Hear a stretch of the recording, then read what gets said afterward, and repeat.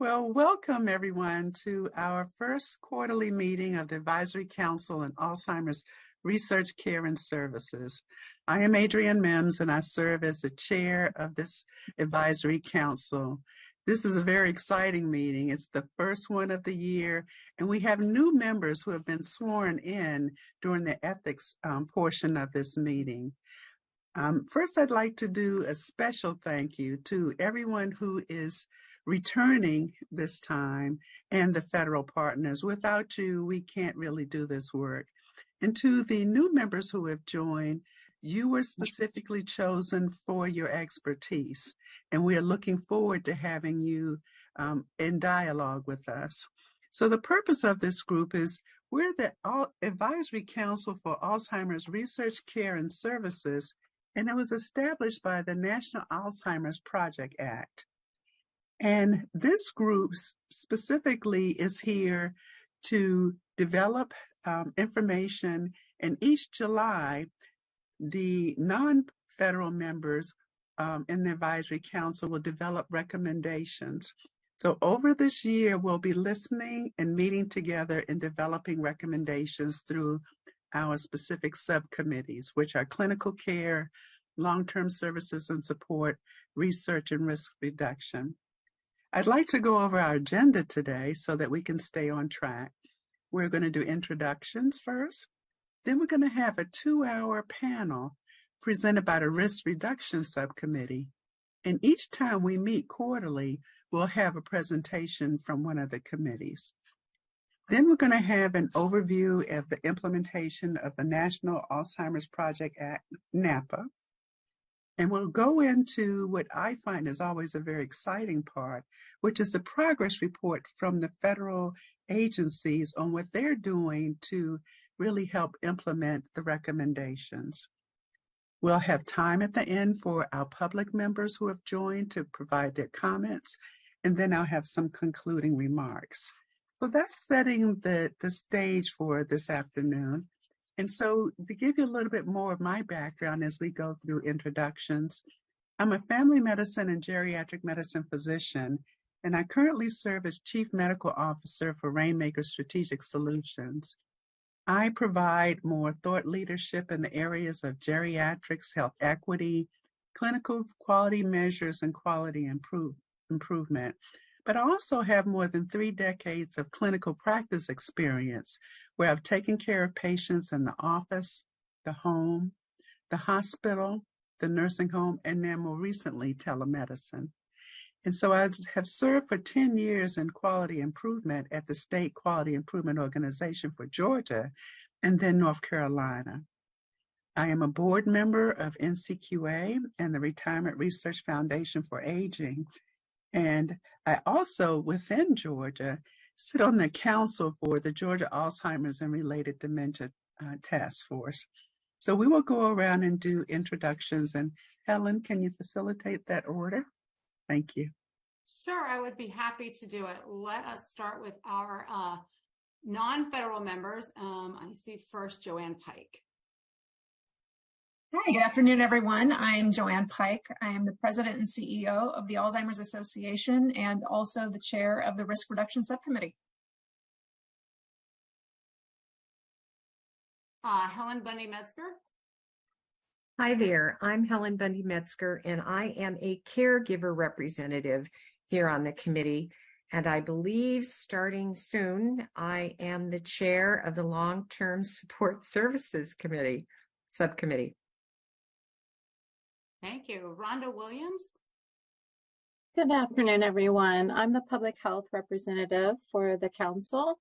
I serve as a chronic disease prevention chief for the state of Vermont Department of Health. Thank you. Thank you. Ken Kim. My name is Ken Kim. I serve refugee and immigrant seniors, and I represent those underserved LEP population. And I serve in clinical as well as a long-term service committee. Okay, who else do we have from the continuing cohort? Is Randy Bateman on? No, and then we have Adrian. Okay, so our last member is Randy Bateman, but I know he was double booked. Our last continuing member is Randy Bateman. He was double booked at an NIH speaking event. All right, well then it's my pleasure to introduce our new members. Dee Cato. Hello, everyone. My name is Dee Cato, and I am CEO of AG Roads, a group of nonprofit nursing homes out of Atlanta, Georgia, serving more than 50% residents living with dementia, and primarily Medicaid recipients. I also serve with Adrian on Georgia's Council for Alzheimer's and Related Dementias as well. Thank you. John Richard Pagan.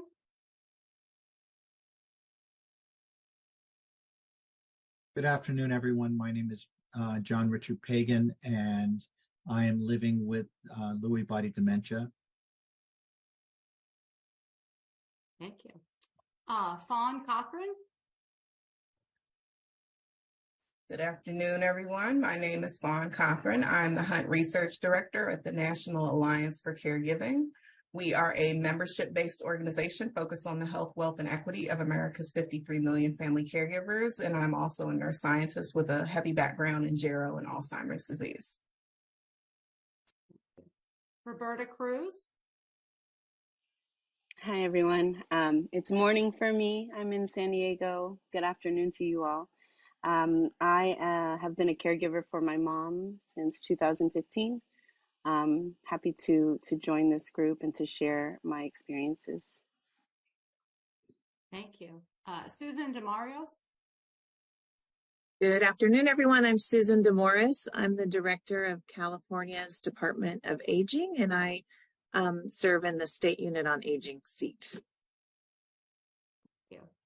And last but not least, I'm going to mispronounce this. I apologize. Yaquil Cruz. Hi, everybody. My name is Yaquil Quiroz. I'm an associate professor on the Harvard Medical School, the director of the Multicultural Alzheimer's Prevention Program. I'm very excited to be here.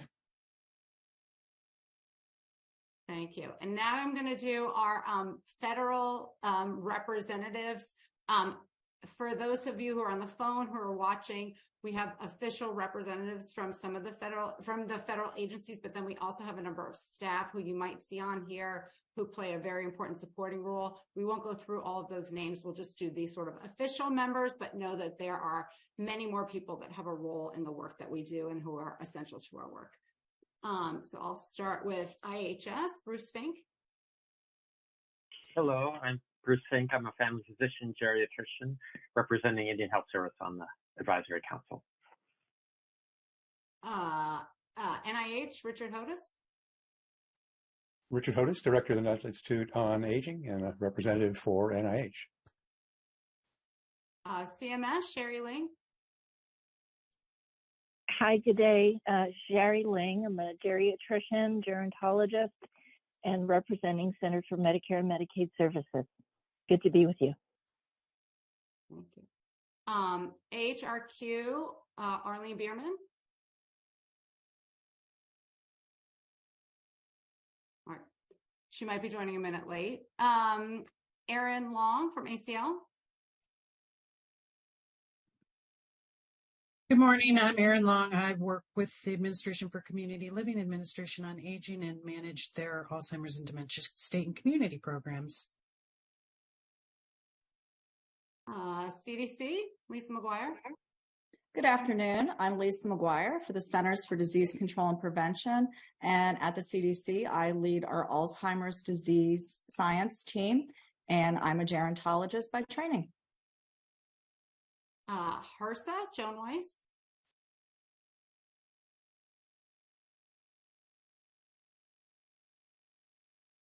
Okay, Joan must be joining us late. NINDS, Richard Korshets. I'm sorry, Walter Korshets. I was looking at Richard and saying Walter. All the same here. Yeah, I'm Walter Korshets. I'm the director of NINDS. From the Department of Defense, we have Sarah Fontaine.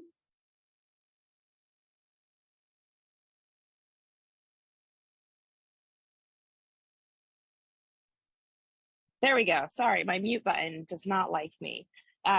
Good afternoon, everyone. I'm Sarah Fontaine. I manage the peer-reviewed Alzheimer's research program for the Congressionally Directed Medical Research Programs of the Department of Defense.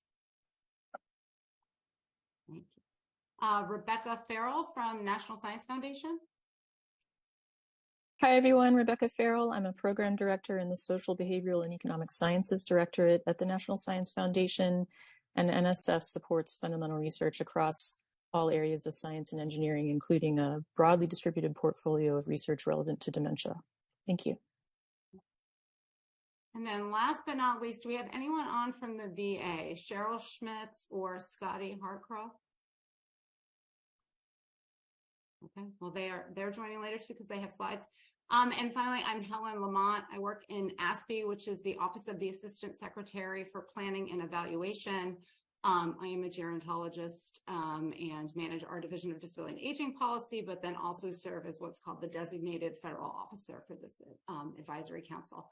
You're right. I almost forgot Eric. SAMHSA. Eric Weekly. Sorry about that. No problem. So Eric Weekly, trying to represent all of SAMHSA. So I am in the Center for Mental Health Services, but we also have the Center for Substance Use Treatment and Prevention. So thanks for having SAMHSA on. Thank you so much. And Adrian, I think back to you. Hey, thank you. Welcome, everybody. We're so glad that you're here. We're now going to launch into our session that's going to be led by Joanne Pike. We have some outstanding speakers here. This is about a 2-hour session that it will include the question and answer period. So Joanne, turning it over to you. Thank you, Dr. Mims. And thank you everyone for taking a few minutes, well, maybe a couple hours to talk about risk reduction today. We really have set up this conversation to focus in on interventions, to really get into the action that we can take or that we can recommend out of NAPA and really learn what has been going on in the landscape of risk reduction interventions, how we can apply that to our work today. And we have individuals joining us, as Adrian mentioned, experts from across the field, really focusing in on physical activity, high blood pressure, hearing loss, and some other various activities. And we also have folks joining us from around the globe. Certainly, while we can learn a lot from what is going on in the United States, there's also lessons to be learned on what is going on in other places around the world as well.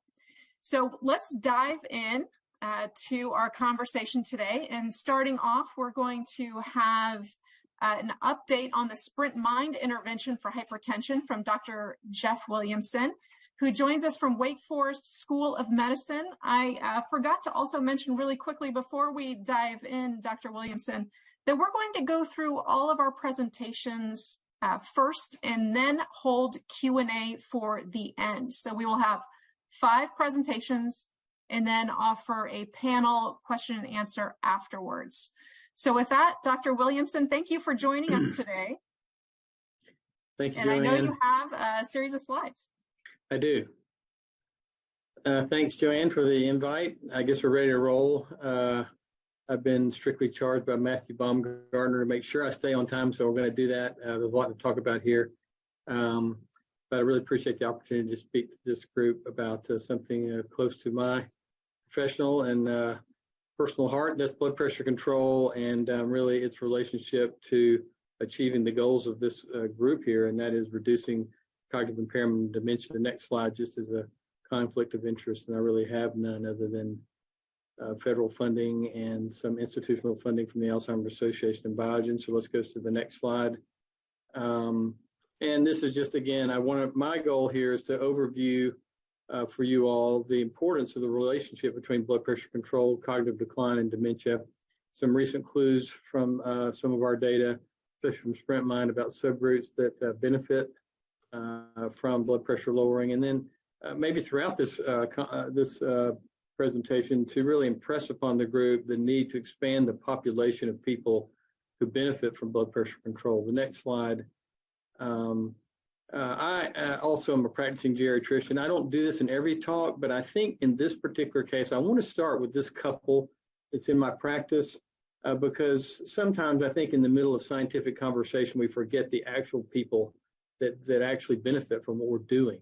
This is a retired postal worker and a retired school teacher. I've been at Wake Forest now long enough to where I took care of her mom and his dad, and her mom died of dementia in her early 80s after getting cognitive impairment, becoming cognitive impaired in the 70s. His dad is in a nursing home with really mild cognitive impairment, but heart failure and a stroke. And so they've come to me now. They're in their early retirement years. They're starting to really ramp up behavioral interventions. They want to know, what's the best evidence, Jeff, that you can give us about reducing our risk for disability, especially cognitive disability, which is just another word for dementia and Alzheimer's disease in the geriatric lexicon, so to speak. The next slide really starts what I began to talk to these individuals about, and that's what we do. I think we should do this in all primary care, but especially in geriatrics. We're talking about compressing the distance between those two lines, the line that's orange and the line that's blue. In between that is disability. So here, this is a talk really about what are the interventions, in this case, hypertension. What's the intervention that can make our active life pressed on top of our actual life, our mortality? The next slide is just another way to show this. And I'm doing this. This slide essentially is a slide I've used for 20 years, talking to students, residents, and fellows. But it's a slide that's showing our goal of compressing and really making this curve to be as squared off as possible so that people spend the least amount of time in an assisted living facility or in a nursing home. And really, we're looking, one more button, we're looking at that large circle there in the next slide, which really just shows what's the impact of various interventions that can make that circle bigger, that can square this slope. And in this case, I'm talking about hypertension and how treating hypertension early can reduce the time someone spends in assisted living with cognitive impairment or a nursing home with cognitive and functional impairment. Next slide. If you want to make a huge public health impact, then find a prevalent condition and link interventions for that condition to your outcome of interest. And here we see how highly prevalent hypertension is. Again, few people realize that. I talk to people, scientists even, who don't realize that by the time people are in their mid-50s, over half the population has hypertension. And by the time they're Medicare age, 70 to 80% of people have hypertension. And so here is a highly prevalent condition in men and women that if we can find interventions, and we have interventions actually that reduce high blood pressure, can we show a relationship to reducing cognitive impairment and dementia? Then we have a very powerful public health tool that needs to reach more and more people. Next slide. This slide looks complicated, but it's not. It's data from Ruth Peters from Australia.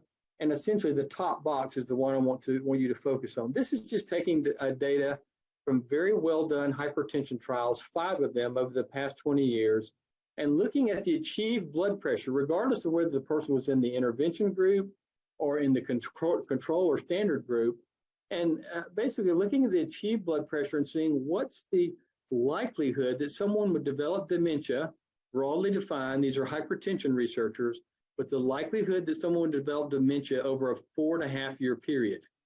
And so you can see that linear relationship that no matter what group a person was assigned to, that if their blood pressure was lower, they had a lower risk of developing dementia over that 4.5-year period. So we're beginning to show exactly what I've talked about in the first few slides, that hypertension, especially controlling systolic blood pressure, strongly related to your risk of having, let's say, all-cause dementia. The bottom one is for diastolic blood pressure, sort of a U-shaped curve. Let's just go to the next slide for the sake of time. This slide is also from the same data from presentation from Ruth. I think what it really does is disabuse us of a common notion that it's only in middle age that high blood pressure control is helpful. The top slide shows you see the dotted line straight across the zero treatment effect. You can see that there's benefit beginning at age 50 all the way up through the mid-80s for people who lower or control their blood pressure. So blood pressure control is an effective intervention for preventing cognitive decline at many ages. Certainly we have more effect the earlier we start, when we start in middle age, but it works all the way up until a person is in their mid-80s. And on the bottom, same data from Ruth, showing that this effect is actually beneficial no matter where a person's blood pressure starts. So I think something that I'm trying to combat even in my own patients is, while I would love for them to be close to 120, even if I can get them from 160 to 140, I'm lowering their risk for dementia. I'm lowering their risk for cognitive decline. Just getting them lower no matter where we're starting from. Some people, it's very hard to get them into the 120s, but if I can get them into the 130s and they're in the 150s, then this data from Ruth shows that lowering blood pressure is effective in that way. The next slide really simply just shows data. This is 10-year-old data now, but I want to emphasize that many clinical trials that did not achieve, those are the trials on the bottom, starting with Progress and Scope. If a trial didn't achieve a more than 5 millimeter difference between the treatment groups, it showed no effect on cognition. But if a trial did achieve an 8 or greater millimeters mercury difference in the systolic blood pressure, that's the delta SBP column you see there, you can see that those trials did show an impact on risk of dementia, again, broadly defined by hypertension researchers. And so this is an important thing to keep in mind in blood pressure trials. Those, to have a real effect on blood pressure, I suspect, Dr. Baker may show the same thing. To have a real effect, you need to have intensive blood pressure lowering, just like you would have to have maybe intensive exercise or better diet. Next slide. Just reminds us of what the design of the SPRINT study was. SPRINT was not included in that data by Ruth because we're still following these individuals for dementia. We're not yet ready to release that to other meta-analyses. But here, just a reminder, SPRINT was a very large study sponsored by the National Institute on Aging, as well as the Heart, Lung, and Blood Institute and the other institutes as well.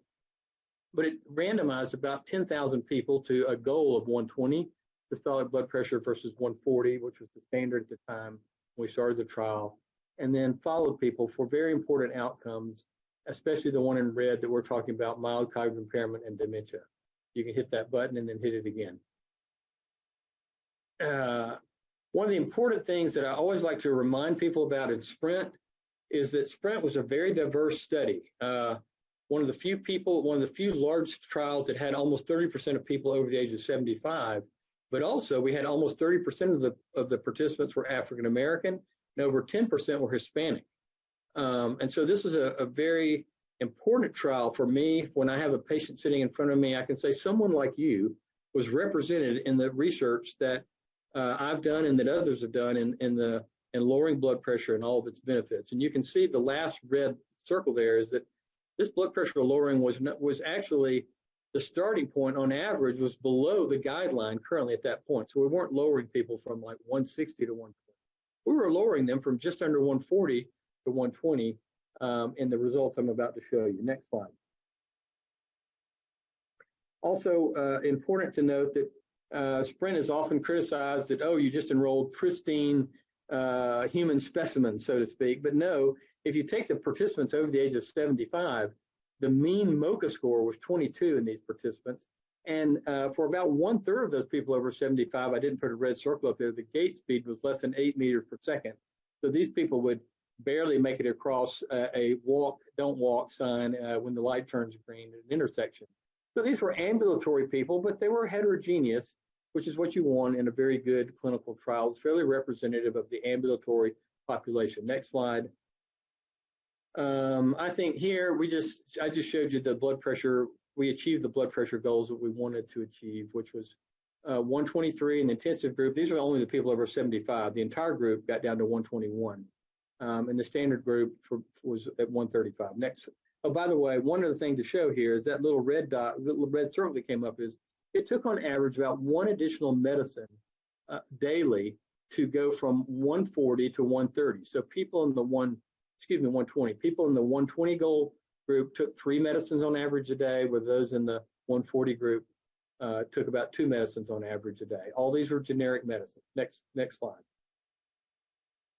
We did all this effectively without increasing adverse events in older people or in any of the population, by the way. But here I've just put the people over 75. As a geriatrician, I was very concerned that there'd be more falls in the intensive group, but there were not. In fact, there was a non-statistically lower number of falls in the intensive group, data that we've known for many years in other trials.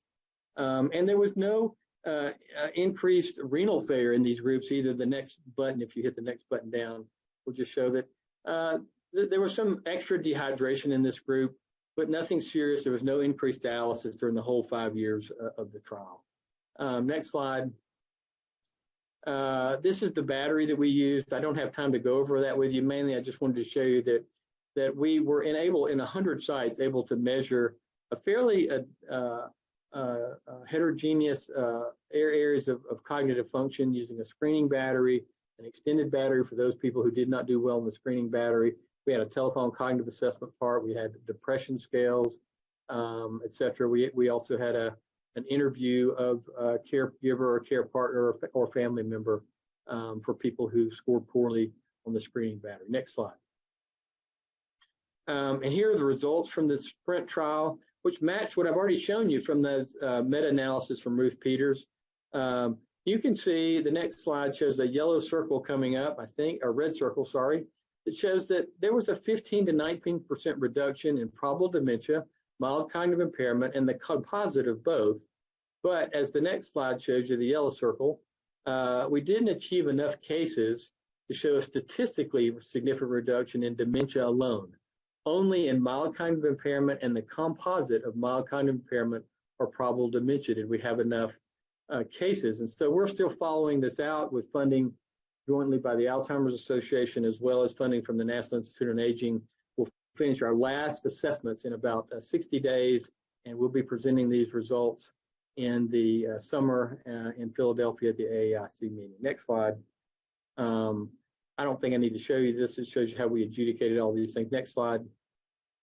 I think I'm going to skip this too and go to the next slide just for the sake of time, even the next one. So here, there's a series of buttons. You can go ahead and push 2 or 3 buttons. But what I wanted to show you here was SPRINT has been criticized for, was the MCI real?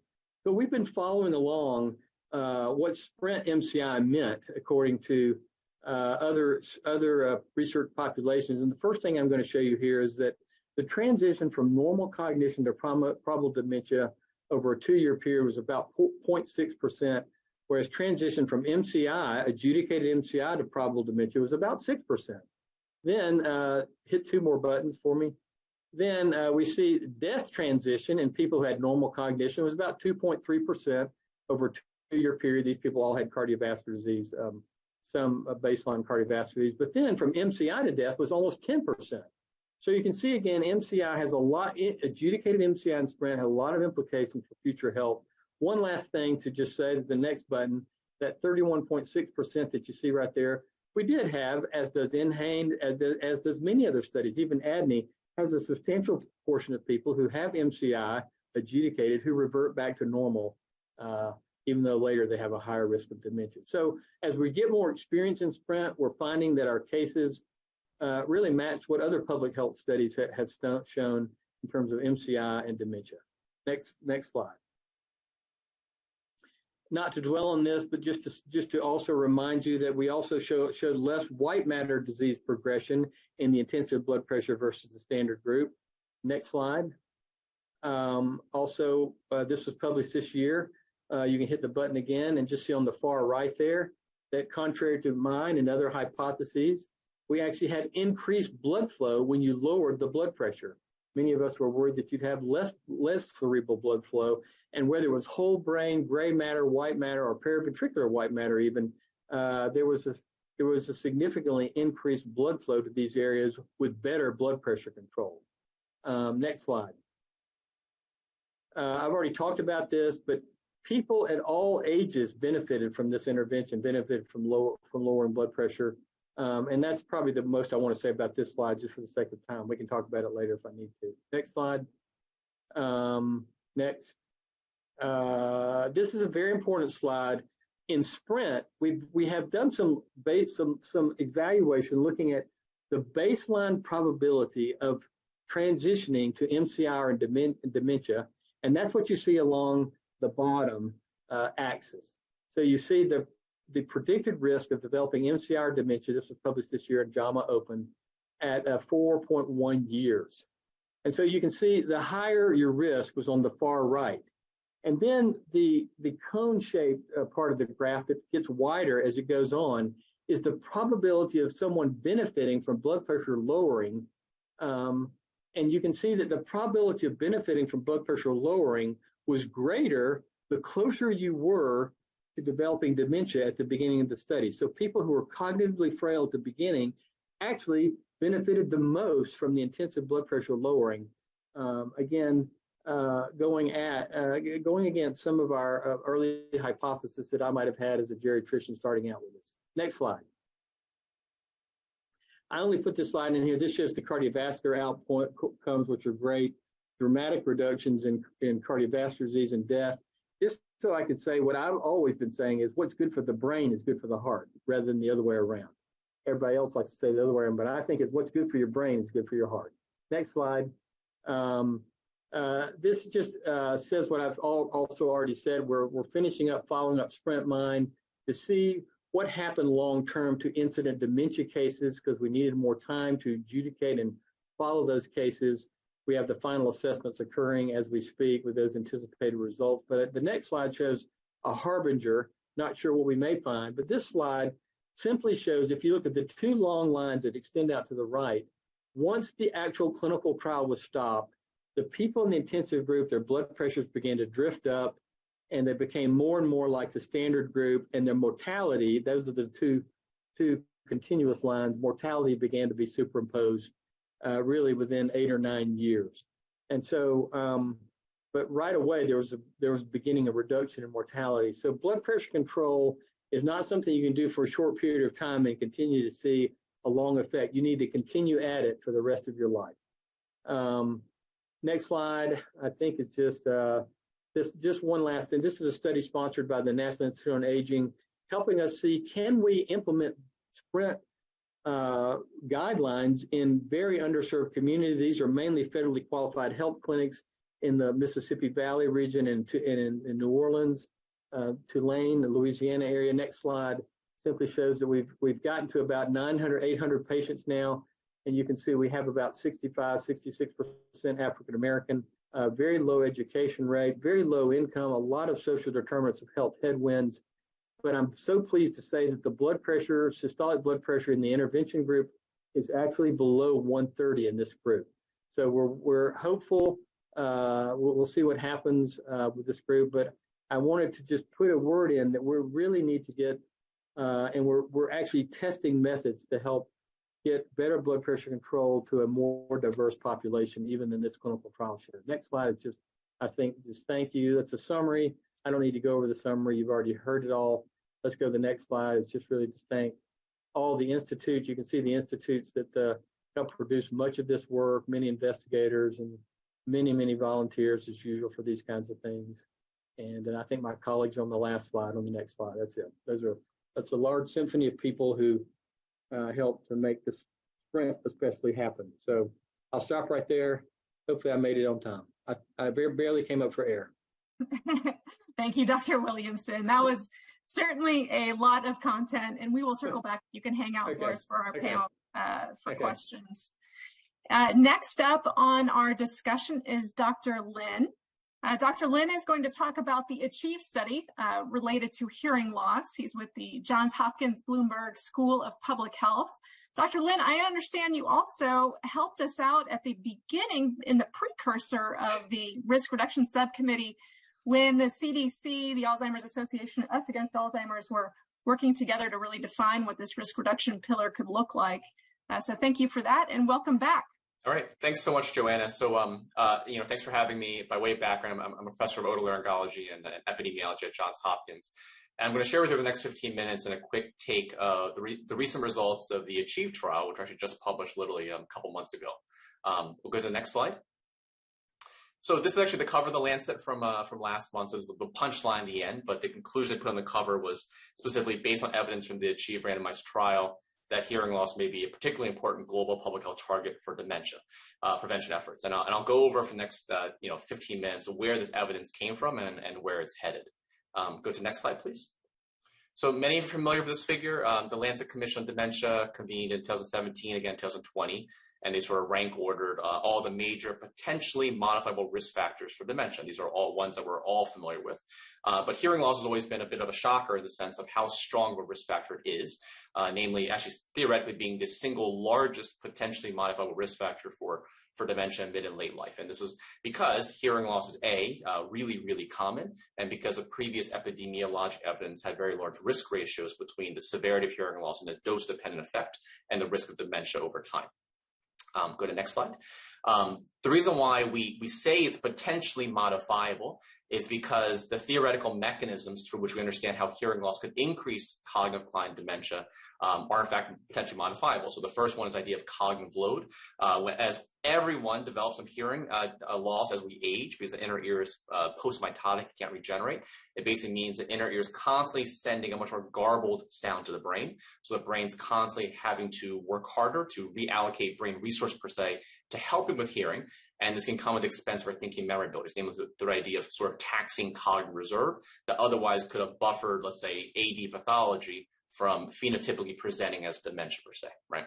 The second mechanism, brain structure function, not so much a hearing loss just leads to a load in the system, but actually hearing loss leads to accelerated rates of brain atrophy, particularly the lateral temporal lobe. We actually see this in MRI studies as well as animal studies nowadays too. So the idea that hearing loss through auditory deprivation can lead to structural effects on brain atrophy over time. The third mechanism, the idea that hearing loss, very common sense, it can somehow lead to a little bit more social isolation. You're not as likely to go out. You may not be as engaged. You're not as cognitively stimulated. And we all know that is incredibly important for maintaining our cognitive health. These mechanisms, there's evidence for all three. It's likely it's not just one, it's likely all three or a combination of all three, to which hearing loss has been linked with an increased risk of cognitive decline and dementia in multiple epidemiologic studies. Next slide. Now, the reason why this gets interesting, of course, then, is because these mechanisms could, in fact, be theoretically modifiable with existing hearing interventions. Like, for example, if you use a hearing aid well and you're showing how to use it, you're supported in its use, you're consistently using it, theoretically, by providing clear auditory sound to the brain, you could reduce cognitive load. We certainly hope you can also provide increased auditory brain stimulation. And the whole reason we address hearing a lot of times is to improve social engagement. And that finally brings the idea then that hearing intervention may, in fact, could potentially modify these pathways and hence reduce cognitive decline and dementia. Next slide. The issue in the past, though, was always, well, is this in fact the case, right? I mean, this fundamental question whether we treat hearing loss and can reduce, let's say, cognitive decline, maybe even dementia, remained unknown.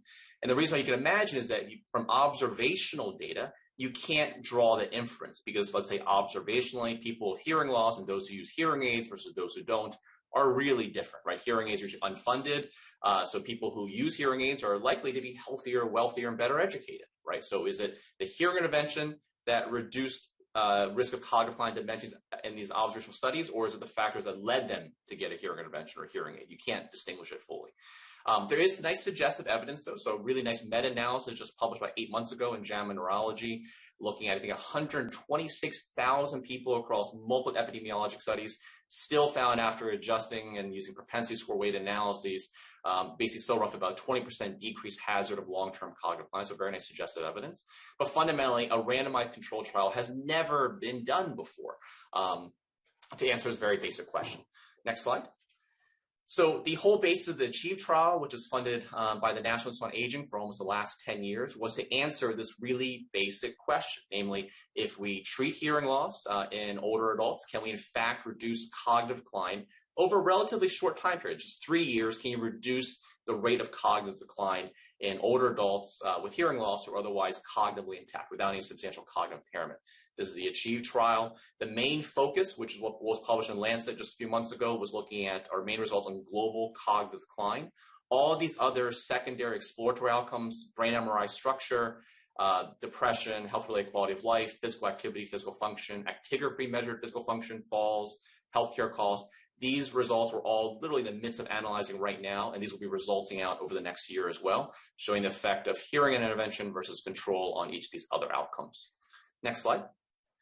The overall design for ACHIEVE is relatively simple. So basically from 2018 to 2019, we recruited nearly 1,000 older adults across the US. These are people who are between 70 and 84 years old. They all had untreated mild to moderate level of hearing loss. Put that in perspective, that level of hearing loss will fully affect about 50% of everyone in the age range. So this is nearly the majority of older adults would have this level of hearing loss. This is not a rare condition. And finally, these people also had essentially were normal cognition or no substantial cognitive impairment at baseline. It's really a primary prevention trial. Now, interestingly, the people for this trial came from two unique study populations at each of the 4 study sites. One group came from basically something called the ARIC study, the Atherosclerosis Risk and Community Studies, long-standing observational study of a random sample of the population when they were sampled 30 years ago who have been followed to the present day. So again, a random sample of the population from ARIC was drawn 30 years ago. They've been followed to the present day observationally for this actually heart health study, but we based the trial within ARIC site. So we also recruited from this existing random sample of the population who have been followed for over 30 years. The other 3/4 of the cohort were basically, we call the de novo group, because they are new healthy community volunteers. We couldn't get everyone from ARIC, so we also opened up recruitment to just a general population. These are people who were basically recruited from newspaper ads, actually Facebook ads, Facebook targeted ads for older adults as well. So there's 2 study populations, again, the ARIC representing a random sample, and then new de novo healthy study volunteers. They formed the 1,000 people. They're randomized, I'll go over what that means in a second, to either this best practice hearing intervention or a control intervention. They're then followed every 6 months for the next 3 years, and we're primarily powered. The main outcome was global rates of cognitive decline over 3 years, which I'll go over in a second how we define that. Go to the next slide. Just to reiterate again, this study took place across the United States, 4 different study sites. These are the original study sites that are still ongoing for the ARIC study. So again, 1/4 of the sample came from ARIC. And ARIC participants, again, these were a random sample of the population at the field site communities who have been now followed for over 30 years.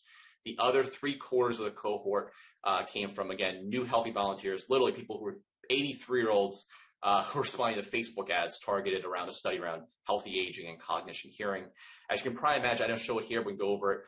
At baseline, the de novo participants had fewer baseline risk factors for cognitive decline dementia compared to the ARIC participants. And not surprisingly, a very healthy volunteer cohort of 83-year-olds responding to Facebook ads are a little different than a random sample of the population. And you'll see why this becomes pertinent as we discuss the results of the trial. Next slide. The actual hearing intervention, so people were randomized. There's actually a stratified randomization, block randomization. The hearing intervention is basically what you consider best practice hearing intervention. They had 4 sessions with a study audiologist over the first 3 months of the study, where they're basically getting a needs assessment, figuring out like what their communication needs are. They're getting fit for hearing aids, any other related hearing technologies. And then every 6 months thereafter, they're getting a booster session, meeting the audiologist to make sure they're still doing okay with the hearing intervention. The control intervention is called health education control. This is actually a real program, I think you've heard of before. It's called the 10 Keys Successful Aging. But basically, it's a CDC program. It's basically how you communicate healthy education topics to older adults, topics like vaccination, cancer screening, nutrition and diet, exercise. So basically, people who got randomized control, they had 4 sessions again, face-to-face with a health educator who went over at each of these sessions one of these other healthy aging topics. Then every 6 months thereafter, they had a booster session where they got another one of these keys, these healthy topic keys delivered. So complete parallel in terms of exposure to study personnel, and that's important, obviously. We'll go to next slide. The main trial outcome was basically global cognitive decline. This is the Achieve Neurocognitive Battery, which was modeled off the long-standing ARIC Neurocognitive Battery that was originally designed by David Notman and Marilyn Albert for the ARIC study, which is still ongoing now. It involves 10 different neurocognitive tests. The key thing I want to note here is that 8 of these cognitive tests are basically not auditory only stimuli. Only 2 of the 10 tests have auditory only stimuli. And it's important. I want to emphasize that when someone does better or worse on cognitive testing, it's not because they can hear the examiner better or worse. These are all primarily non-auditory tests. Even for the auditory only tests, these tests are being done face-to-face in a quiet room with an examiner 3 feet away with live voice. So with a mild to moderate hearing loss, your speech understanding is not impaired in the circumstance. We actually test that, we did. So that's not confounding results by any means. These 10 different cognitive tests, they're ultimately summarized using a factor score, which is a little more complicated than a Z-score, but a much more sophisticated way of summarizing all the cognitive data into one score. These scores are normalized to baseline or standardized at baseline. So a score of 0 means you're at the mean. 1 basically means you're 1 standard deviation away. If you change by 0.5 standard deviation for 3 years, you should change half a standard deviation over 3 years. That's how you interpret these cognitive scores. All right, we'll go to the next slide. This is the summary figure of the entire trial.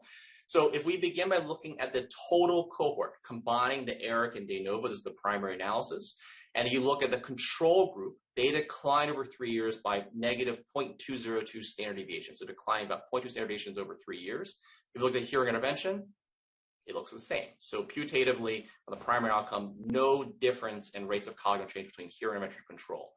Now, one of our pre-specified analyses that was always specified in advance is that we would replicate the primary analyses within the ERIC and within de novo. And we did that because we specified in advance, and that was always part of the design, because we recognize that ERIC and de novo may be very, very different. Remember, ERIC is sort of a random sampled population. De novos are 83-year-olds responding to Facebook ads. Very, very different.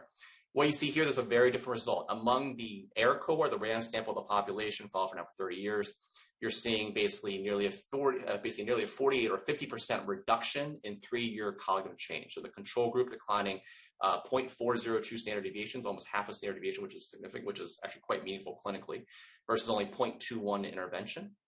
Now, instead, if you look at the de novo group, you're seeing no effect of hearing intervention. So what gives here? If you click on the next slide, the key distinction between ERIC and, again, the random sample of the population versus very healthy volunteer controls is in the control groups in both ERIC and de novo. You're seeing that in de novos, the rate of 3-year cognitive change is nearly 3 times slower, right? And again, this makes sense. They had many fewer baseline risk factor cognitive decline dementia, and they represent, you can probably think of it as a very healthy subcohort of the general population, because these are, again, tongue-in-cheek, 84-year-olds, and this is true, actually responding to Facebook ads sometimes about a healthy aging and cognition study. So very, very different study populations. One group had essentially a relatively meaningful rate of cognitive change in the control group. Other one had very little cognitive change, essentially over a 3-year period. Go to the next slide, please. So a quick summary of the main take-home, mainly the 3-year cognitive outcome results, and there's many more I could discuss, but we just want to keep it simple for this presentation. So the total combined cohort, we're seeing hearing intervention had no effect on reducing cognitive decline within 3 years. In contrast, when we look at the ERIC, the random sample of the population versus de novo healthy volunteer controls, very different results. Among the ERIC population, seeing nearly a 50% reduction of 3-year cognitive change, suggesting that hearing intervention could reduce cognitive decline within 3 years for populations that are actually experiencing cognitive decline. In contrast, no effect observed in de novo. Key thing here, though, de novo had a much slower rate of cognitive change, which would limit any ability to observe for a positive effect of hearing intervention within just 3 years, right? So if you have no cognitive change over 3 years, a hearing intervention can't really slow something that's not really changing to begin with, at least not within 3 years. And again, I think the main reason we may be seeing this slow rate of cognitive change is, again, this is really a self-selection of very, very healthy volunteers in the de novo cohort versus the ERIC sample, which represented essentially a random sample of the population that had now been followed for 30 years. Next slide. So a few key study implications. So these findings actually are broadly supportive with recommendations already put forth in the past by the 2020 Lancet Commission on Dementia, as well as actually just 2 years ago, this was alluded to before, our 2021 U.S. National Plan for Alzheimer's Disease also specifically now calls out hearing loss already. And I think the reason for this, again, is because from a risk-benefit calculus of hearing intervention, these are interventions which are widely underused. Only about 20% of people with hearing loss report using hearing aid. A hearing aid, per se, is with zero medical risk, essentially, I mean, really none. It can only improve self-perceived communication, as well as things like loneliness, social isolation, which I didn't show those results, but we see those as well. And for people who are actually experiencing cognitive decline over 3-year period or risk for, you can actually see a substantial reduction by nearly 50% within 3 years, at least from the results of the ACHIEVE trial. A few key government actions or always policy points are needed to mention here is that the ask always here is that Medicare does not cover any hearing intervention at present. It's a statutory exclusion written to the 1965 Medicare Act. So coverage of services versus device needs to be distinguished. Hearing aids can float in the free market in terms of cost, but the service and audiologist support an older adult in their use is really important. So you have to separate coverage of services versus device. Device can definitely float. And part of the reason why devices can be driven down costs is many of you may have heard of years ago, we got a law passed in the U.S. called the Over-the-Counter Hearing Act of 2017. That went into effect just last year. So hearing aids, as of just under a year ago now, are now freely open on the regulated OTC market.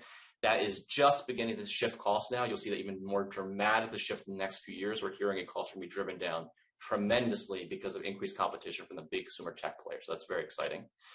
Third thing, though, is a lot of people don't even know what their hearing is. Probably many of you remember the last time most Americans get their hearing tested is probably when you're 6 or 7 years old in primary school. No one knows what their hearing is. So fundamentally, public awareness campaigns, first and foremost, have to start with getting adults in general to know what their hearing is, actually what their hearing level is. That can involve clearly a visit to, obviously, an audiologist, get your hearing measured.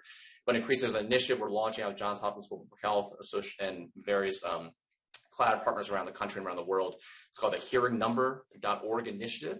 And it's basically a push now on a smartphone. You can actually measure your hearing yourself, and you can actually get your hearing number, which is basically it's called a Puritan average. It basically just reflects how loud sounds have to be for you to hear them. And that can be a number you literally track over your life course, much like you might track your blood pressure or any other health metric. Next slide, another final slide. So in terms of what's next for the ACHIEVE study, we're determining the 3-year effects on all the other outcomes gathered in ACHIEVE now. Brain MRI structure, which are having some really interesting preliminary results right now, which we'll be submitting soon for publication, as well as the other depression and hospitalization as well. Those are all announced ongoing right now. A longer-term follow-up of the entire cohort is still going to be needed to look for the effect of hearing intervention for those at decreased risk, basically the de novo cohort, as well as to look for the incident development of, let's say, adjudicated dementia over time. So that'll take many more years to follow out. Fortunately, again, with follow-ups, with funding from the National Center on Aging, this long-term follow-up study already is underway. So the 6-year results will be available by about 2026. So that long-term follow-up study is also underway now as well. Next slide. Just a few acknowledgments. I'm presenting on the behalf of a much larger collaborative group. This is a consortium of 8 different universities now, been together for about 10 years, designing, planning, and executing the study through a pandemic. So it's really, it's a huge group effort. All of you know that makes this happen. And final slide, next slide. And just mention all the funding for this trial has fortunately come with very generous funding from the National Center on Aging for the last nearly 10 years to fund this trial development. Thank you very much. Thank you, Dr. Lin. I appreciate you presenting the outcomes of that. And we will circle back with questions again when we finish all 5 presentations. Next up is Dr. Laura Baker to talk about Exert and US Pointer. Dr. Baker is a professor of gerontology and geriatric medicine at Wake Forest School of Medicine. Dr. Baker. Thank you, Joanne. And welcome, everyone.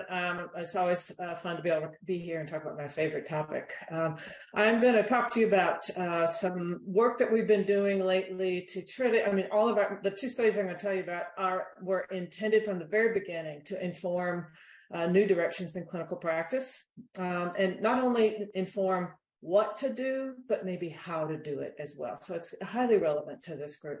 So the 2 studies I'm going to talk about are EXERT study, and its real simple acronym is Exercise Trial. That's where EXERT came from. And then also we've just finished that, and it will be published very soon. And then the US Pointer study that has been supported entirely by the Alzheimer's Association. So before I move on, I just wanted to say that we are in a different place now as people, as Americans, than we were 50 years ago.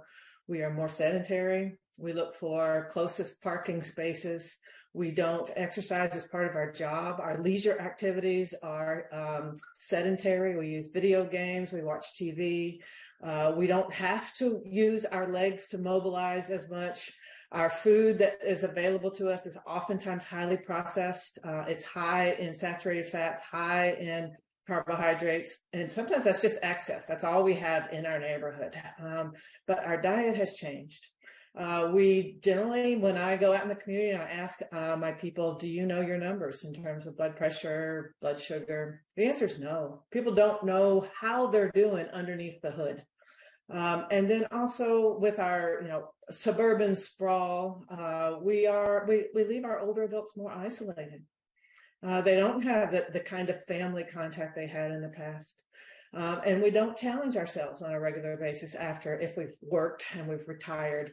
We don't have the same mechanisms to keep us challenged. So we have this constellation of issues that only get worse with aging. That we are trying to, our goals here, both in EXERT and US Pointers, how can we reclaim body health and therefore brain health by very specific strategies to engage and get people active and get people more responsible, if possible, about what they're exposing themselves to. Okay, next slide. Funding is provided by the NIH for the XERT study and by the Alzheimer's Association for US Pointer. Next. I'm going to start with XERT, and this is just go ahead and hit the click, please. I just wanted to show you all of the people that are involved, and I wanted to highlight the YMCAs. This was a national study at 14 different regions across the U.S. We partnered with the YMCAs at every site. Remember the 2 slides ago, I said the whole purpose for us to do this is not to just discover what to do, but how to do it. And we have not learned, and I think you all will appreciate very much, we can't have impact without community partnerships. And so this has been, this is true in XERT, and it is also true in US Pointer. So lots of folks involved. One more point I want to go through, a point I want to make over and over is the importance of rigor in doing these trials to help us really make sense of the data so we can really inform new directions. And it's all of these people that were really instrumental in making sure we maintain rigor in our science from beginning to end. Next. So exercise we've known for years, we've known for decades that it's beneficial for stress and mood, beneficial for the heart, for blood vessels, it lowers cholesterol, it reduces your risk of type 2 diabetes, it reduces risk of obesity. What we haven't studied as long is its impact on brain. And that's really only been an area of work that's been going on in the last 30 years in cognitively normal older adults, healthy older adults, and only in the last 20 years in adults with cognitive impairment or people who are at risk for cognitive decline. Next. So there are, our science for XERT was really based on the findings of small and short duration randomized controlled trials showing that regular physical exercise has the potential to slow cognitive decline in adults at increased risk for Alzheimer's disease.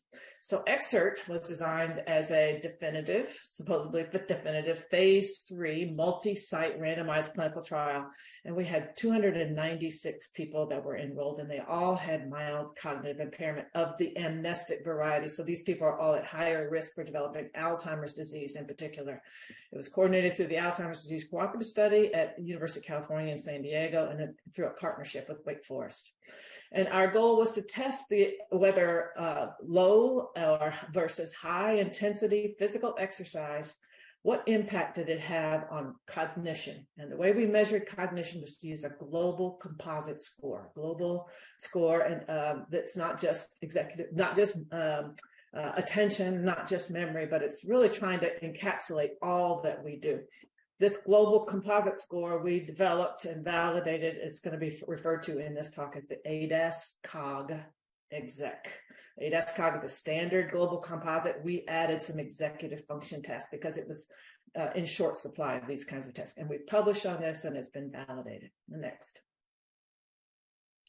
So our aims were to test whether 12 months of supervised, keyword, moderate, high intensity aerobic exercise relative to stretching, balance, range of motion, which is our low intensity, could improve or protect cognition using this global composite score in adults with amnestic variety of MCI.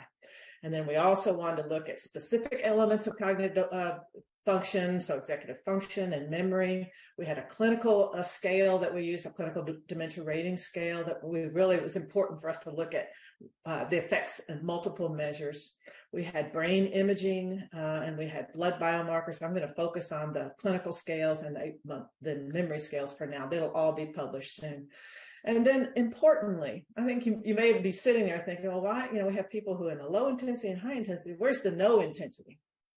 Well, we had opportunity to have two groups, and we asked our community before we got started what we should do, what would be their response to a no intervention versus a high intensity. And the community told us through focus groups, know that where we stand now with what we know about exercise, it needs to be a low versus a high intensity. So we talked with NIH about this, and they, in collaboration with them, we decided that we would compare our XERT groups to a usual care group where we have cognitive information from a different group of people who are just in an observational study. It's a well-characterized observational study referred to as ADNI, or the Alzheimer's Disease Neuroimaging Initiative. So that study was developed so that we could all use it as a comparison for our intervention trials.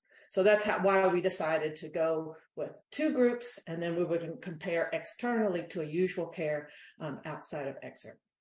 Okay, next.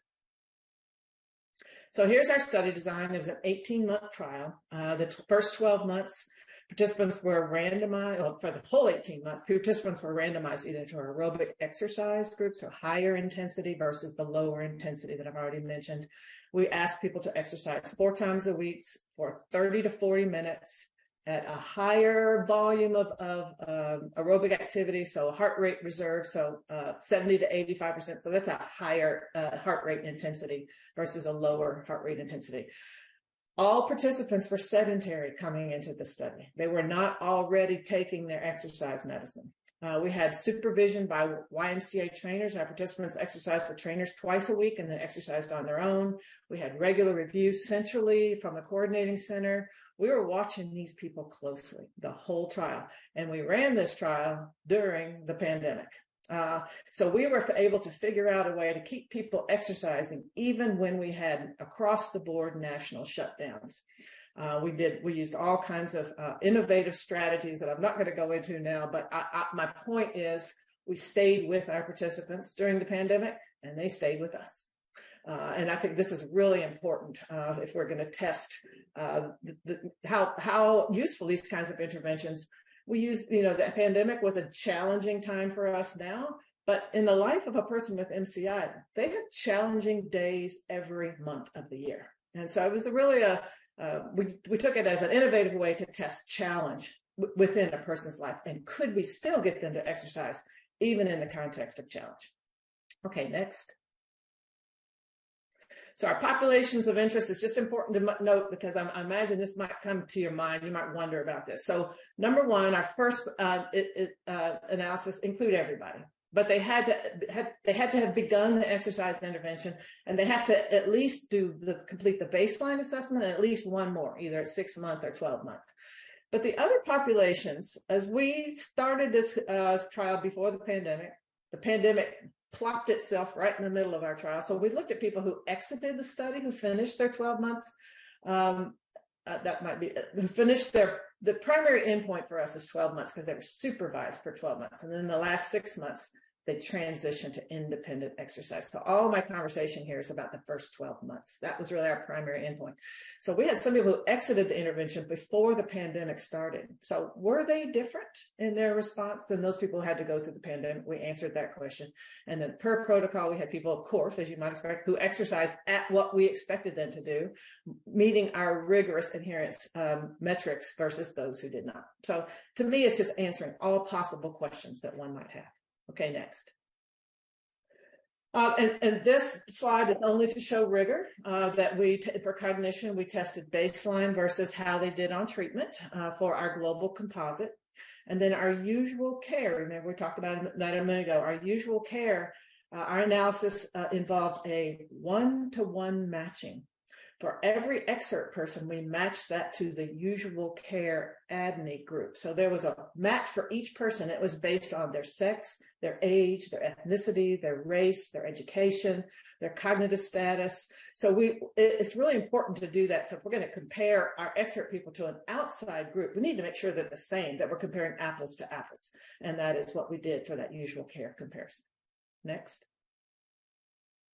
So here's our participants that completed. We had they were mild in their cognition. Over on the left, it's the mean mini-mental score is a 27.9. They're very mild. That's what we wanted. There's clinical dementia rating scale, sum of boxes is 1.5. That's also considered very mild. 25% of them were the ApoE4 carriers. Our folks were on the average age of 74 years old, about 16 years of education. We tried really hard to get more diversity. We had 14 sites. Some of our sites had excellent diversity. For example, at Wake Forest in North Carolina, our mean education was 12.5 years of education. And we had more men enrolled in we had 35% from the African American community in North Carolina. So we're very proud that we're able to reach those more diverse metrics. But across all sites, this is how we ended up, about 14% from underrepresented racial and ethnic groups or ethnic groups. Next, please. All right, this is what we found. On this global composite, I'm showing you here high intensity versus low intensity.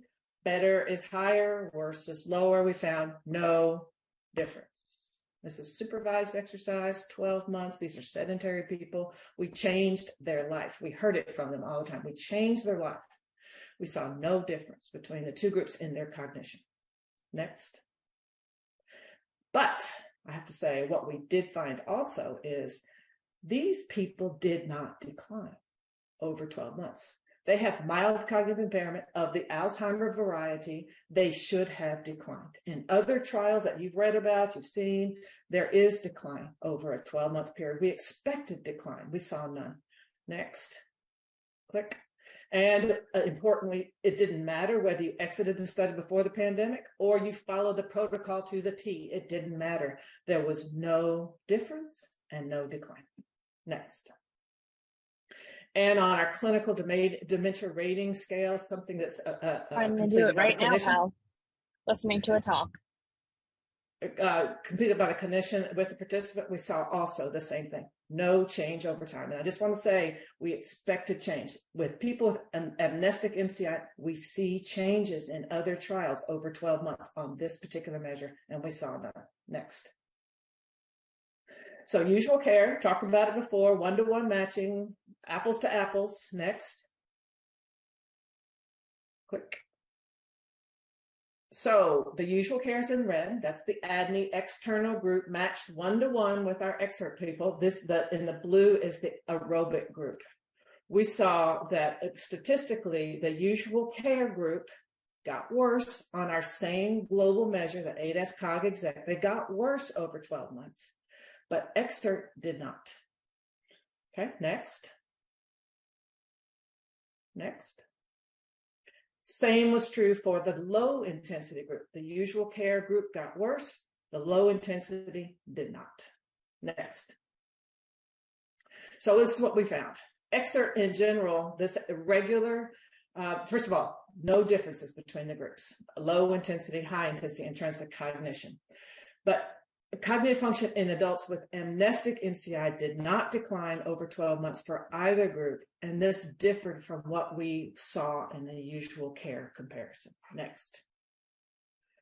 And what these findings, what we're saying, what we believe is that these findings suggest that any regular and supported exercise of at least 120 to 150 minutes per week for 12 months may increase resistance or resilience to cognitive decline in adults with MCI. Next. And then I made this point that it was conducted during a pandemic, so there may be generalization out to other challenging times that MCI adults do have to experience. Next. So that was exercise. Can you get an added benefit when you also address the nutrition, the sleep, the blood pressures Dr. Williamson has already talked about, social, cognitive stimulation? What about combining these? Can you get a bigger dose? Next. The dose, increasing the different targets may increase the overall strength of the intervention. And what we really believe in terms of meeting people where they are, which is the focus of this group, is that will it allow us to tailor the interventions? So some people may not be able to do the exercise for physical disability, access, but maybe if they can't do the physical activity, what else could we focus on to help them get to the same destination? Next. So the FINGER trial was the first trial in 2015 who reported results looking at the effects of what we refer to as a multi-domain intervention that involved targeting exercise, increasing exercise, switching over the nutrition so it's a healthier composition, cognitive training, and vascular risk monitoring, knowing your numbers versus regular health advice. And what they showed in 1,260 people who are all older adults, they saw with the multi-domain intervention, no drugs, improved cognition after 2 years, fewer chronic illnesses after 2 years, and less decline in function after 2 years. Next. So the finger trial has since exploded. So in a sense, the finger trial, you see the thumbprint at the top where it says finger, but because of these results, many different countries have agreed to participate in a new network of similar trials referred to as the worldwide fingers. What's beautiful, I think, we all believe about this is this non-pharmacologic intervention is something that every country has access to. And they can roll it out in a way that's culturally sensitive. The diets, the exercise could be culturally sensitive to these individuals, and no person, no country could be left behind. What I'm showing you here is lighter blues. This is an old. This map changes every 3 months. This is an old map because the lighter blue reflects countries that are in the planning stages. Well, that's not true anymore. The dark blue is the ones that are actively engaged. Latin American fingers, for example, is not light blue now. It is dark blue. Dr. Corbelli is going to talk in a little bit next, actually, about her experiences there. Here we are at US Pointer. Alzheimer's Association has given us an incredible opportunity to participate in Worldwide Fingers by conducting a finger-like study in the US. Next. So our folks are 2,000, we targeted 2,000 cognitively normal adults, 60 to 79 years old, who were at risk for decline. This is a prevention study. They're at risk for many different reasons, but everybody had to be sedentary and they had to all be adhering to a suboptimum diet. So they're not already, Mediterranean diet ascribers. And then also they had to have other risks as well, family history, memory problems, suboptimal cardiovascular disease. And our focus has been all along to really make sure we're engaging populations who are at higher risk, such as our Black and African Americans, our Native Americans, and our Hispanic individuals. Next. Our intervention is, our goal is to test the effects of 2 lifestyle interventions on cognitive function. See the difference? The 2 lifestyle interventions are described here. One is the self-guided group where participants design their own lifestyle intervention program. They receive healthy education and there's annual health monitoring. They're provided with a lifestyle coach to kind of help them make those decisions for themselves. The structured group is provided with a structured intervention that's much accountability, and they receive the same health education and more frequent health monitoring. These folks are randomized to one of these groups, and then they are assigned to teams of peers who they stay with who are all assigned to the same group. They stay with these teams of peers for the duration of their 2-year participation in Pointer. Next. This is just real quick to show you that these groups are different.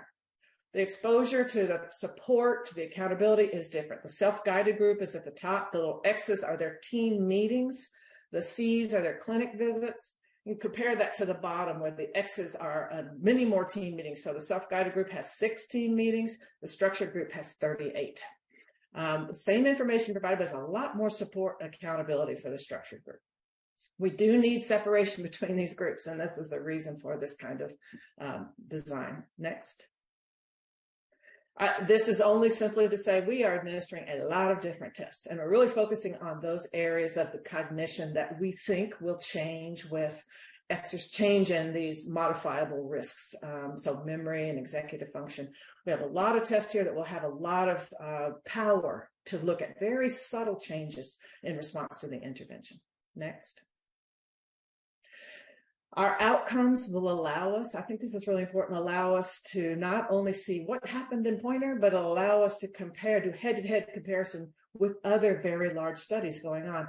How are we ever going to make progress if we can't understand what the non-pharmacological intervention does for cognition versus a pharmacologic intervention? The outcomes that we have will allow us to do a head-to-head comparison with other pharmacological trials. And with the other Worldwide Fingers studies. We have NIH has supported 4 ancillary studies. Next. And ancillary studies will really significantly expand the footprint of Pointer so that we are, because through NIH support, we're going to look at PET imaging. So we're looking at amyloid and tau burden in brain. We're looking at the neurovascular health, so your vessel aging, both in the periphery and in the brain. How does it relate to this change in this due to this intervention? And how does it relate to cognition? We're looking at the gut microbiome and the brain connection, and then also sleep. We send people home with devices. They do sleep, objective sleep assessments at home. So this is really going to expand the knowledge base, or help us understand, why does a multi-domain intervention, why is it working or not? Next. And then just real quick, I just wanted to show you, we are finished enrolling for Pointer. We enrolled 2,111 individuals from across the country. We have, our average age is 68. We have 43% over the age of 70, which was a goal. We wanted the older adults here. From communities of color, we have 31%. We worked very hard to make sure that we were listening and that we were culturally sensitive and responsive. Our staff look like our participants in terms of our demographics. That was very important to us. We have 30% who were not college graduates, which is quite different from Excerpt. People have borderline hypertension. They have borderline diabetes. They have borderline high cholesterol. These people are at risk. Next. I just wanted to show you the rigor and hopefully then convey the potential value and power of the data that we will have. Our team meetings, remember, we're meeting 6 times with the structured group, the self-guided group is 38 times with the structured group. Our meeting attendance is over 90% for both groups. They come, they like the intervention. When it's over, they want to know how can they get back into the study. We have participants in the structured group. We have participants logging data at 86%. The median aerobic exercise minutes per week is 137. Remember, these people were sedentary. They were doing nothing when they got into the study.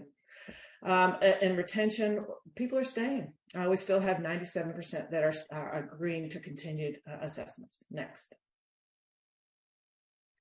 And so our results, I've showed you this before, but we will finish the study in summer of 2025 and start sharing the data. So we'll have results in the fall of 2025.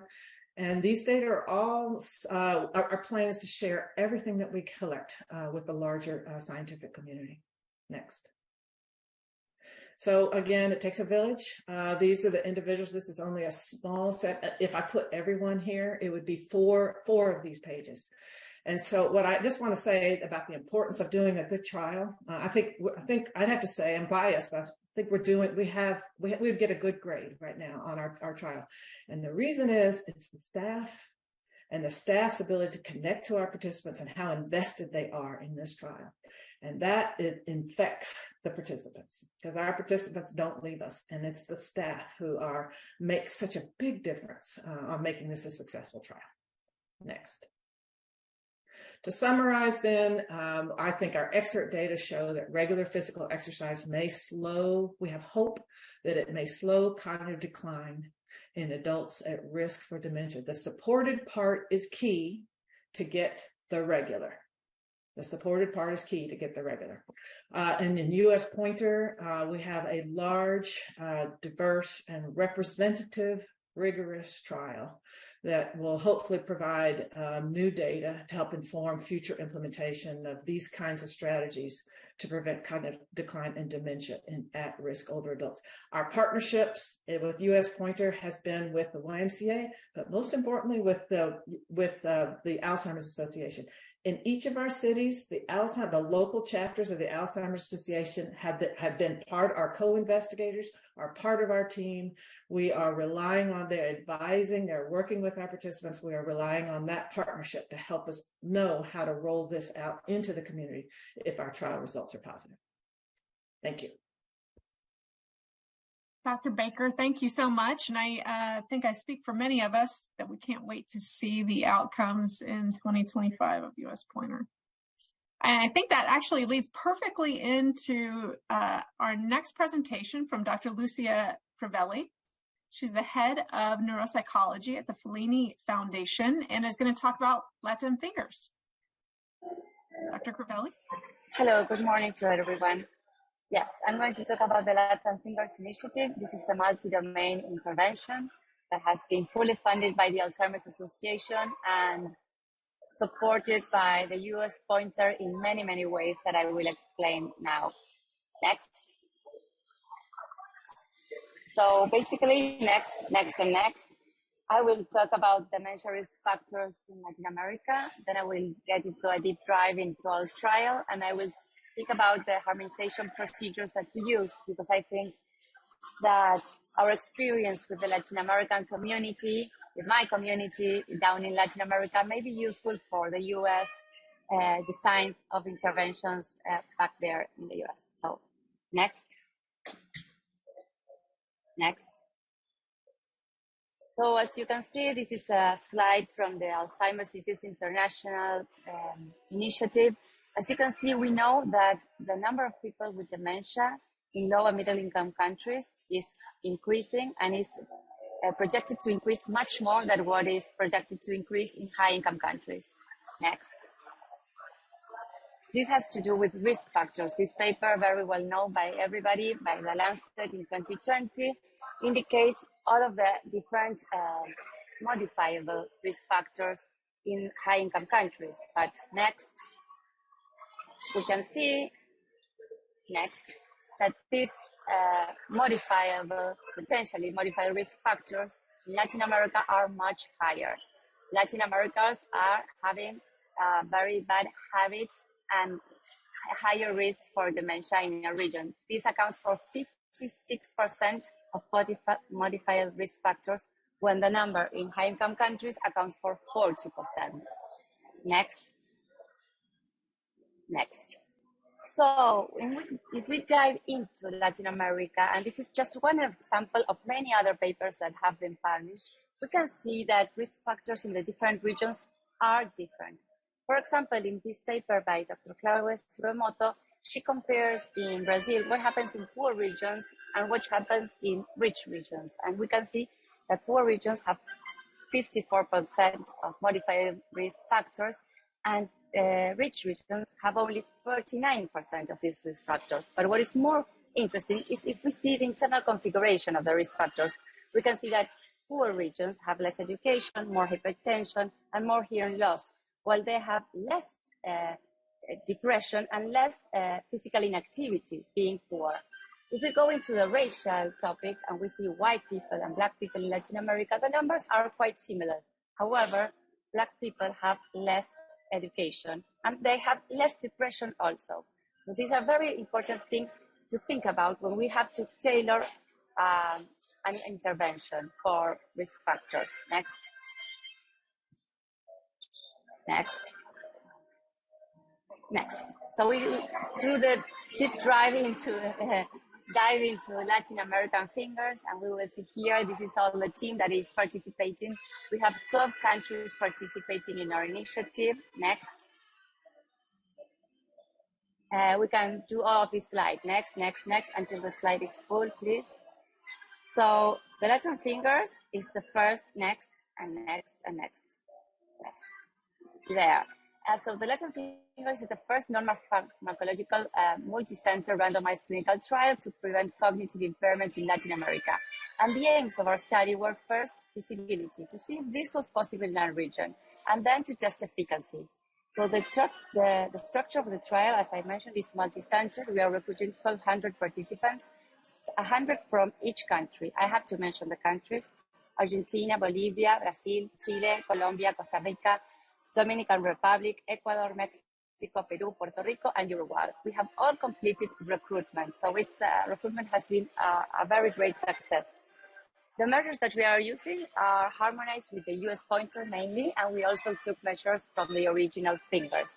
We are building a very big biobank, the first in Latin America, that has longitudinal outcomes. We are storing plasma samples, DNA, and blood samples from each center at the beginning and at the end of the intervention. And also we are doing MRIs at the beginning and at the end of the intervention. Next slide.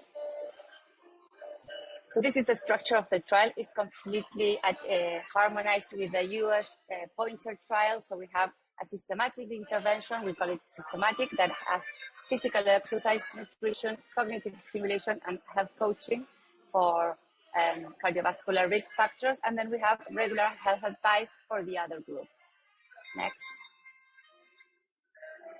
So these are the results of the sociodemographic data and the cardiovascular data of our own population. And as you can see, even though metabolic syndrome was not an inclusion criteria, we have a very high metabolic syndrome in our population. We have 39% of our individuals have metabolic syndrome. But what is more interesting here is to look into the results of the different countries.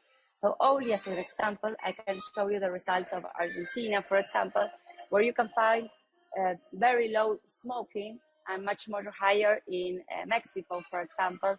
Or if you look at sedentarism, you can see that there's almost no sedentarism in Bolivia, but there's very high sedentarism in Mexico and Argentina. And the same happens with glucose, where you have at low levels or very low, very small samples of high glucose in Colombia, and you have abnormal glucose in Bolivia and Argentina. So although the overall metabolic syndrome is very high, you can see that it's different in the different populations across Latin America. Next slide. The same happens with education. The recruited participants are very heterogenic in their education. You can see low levels of education in Puerto Rico, in Mexico, in Colombia, and you can see Bolivia and Argentina with higher levels of education. Even as these differences are notable, we can see that all of the sample has a very low level of education, having a mean of 11 years of education in total. Next slide. Regarding ethnicity, we can see that this is this is an example of what Latin America is. We have 60% of our population being mestizo. We have 28% white and almost 8% black. We also have Native America, and in other, we have also an Asian population that is living mainly in Brazil. So in addition to this ethnicity, heterogeneity, we have languages in Argentina. So all of our cognitive battery and all of our interventions are in Spanish, but they are also in Portuguese.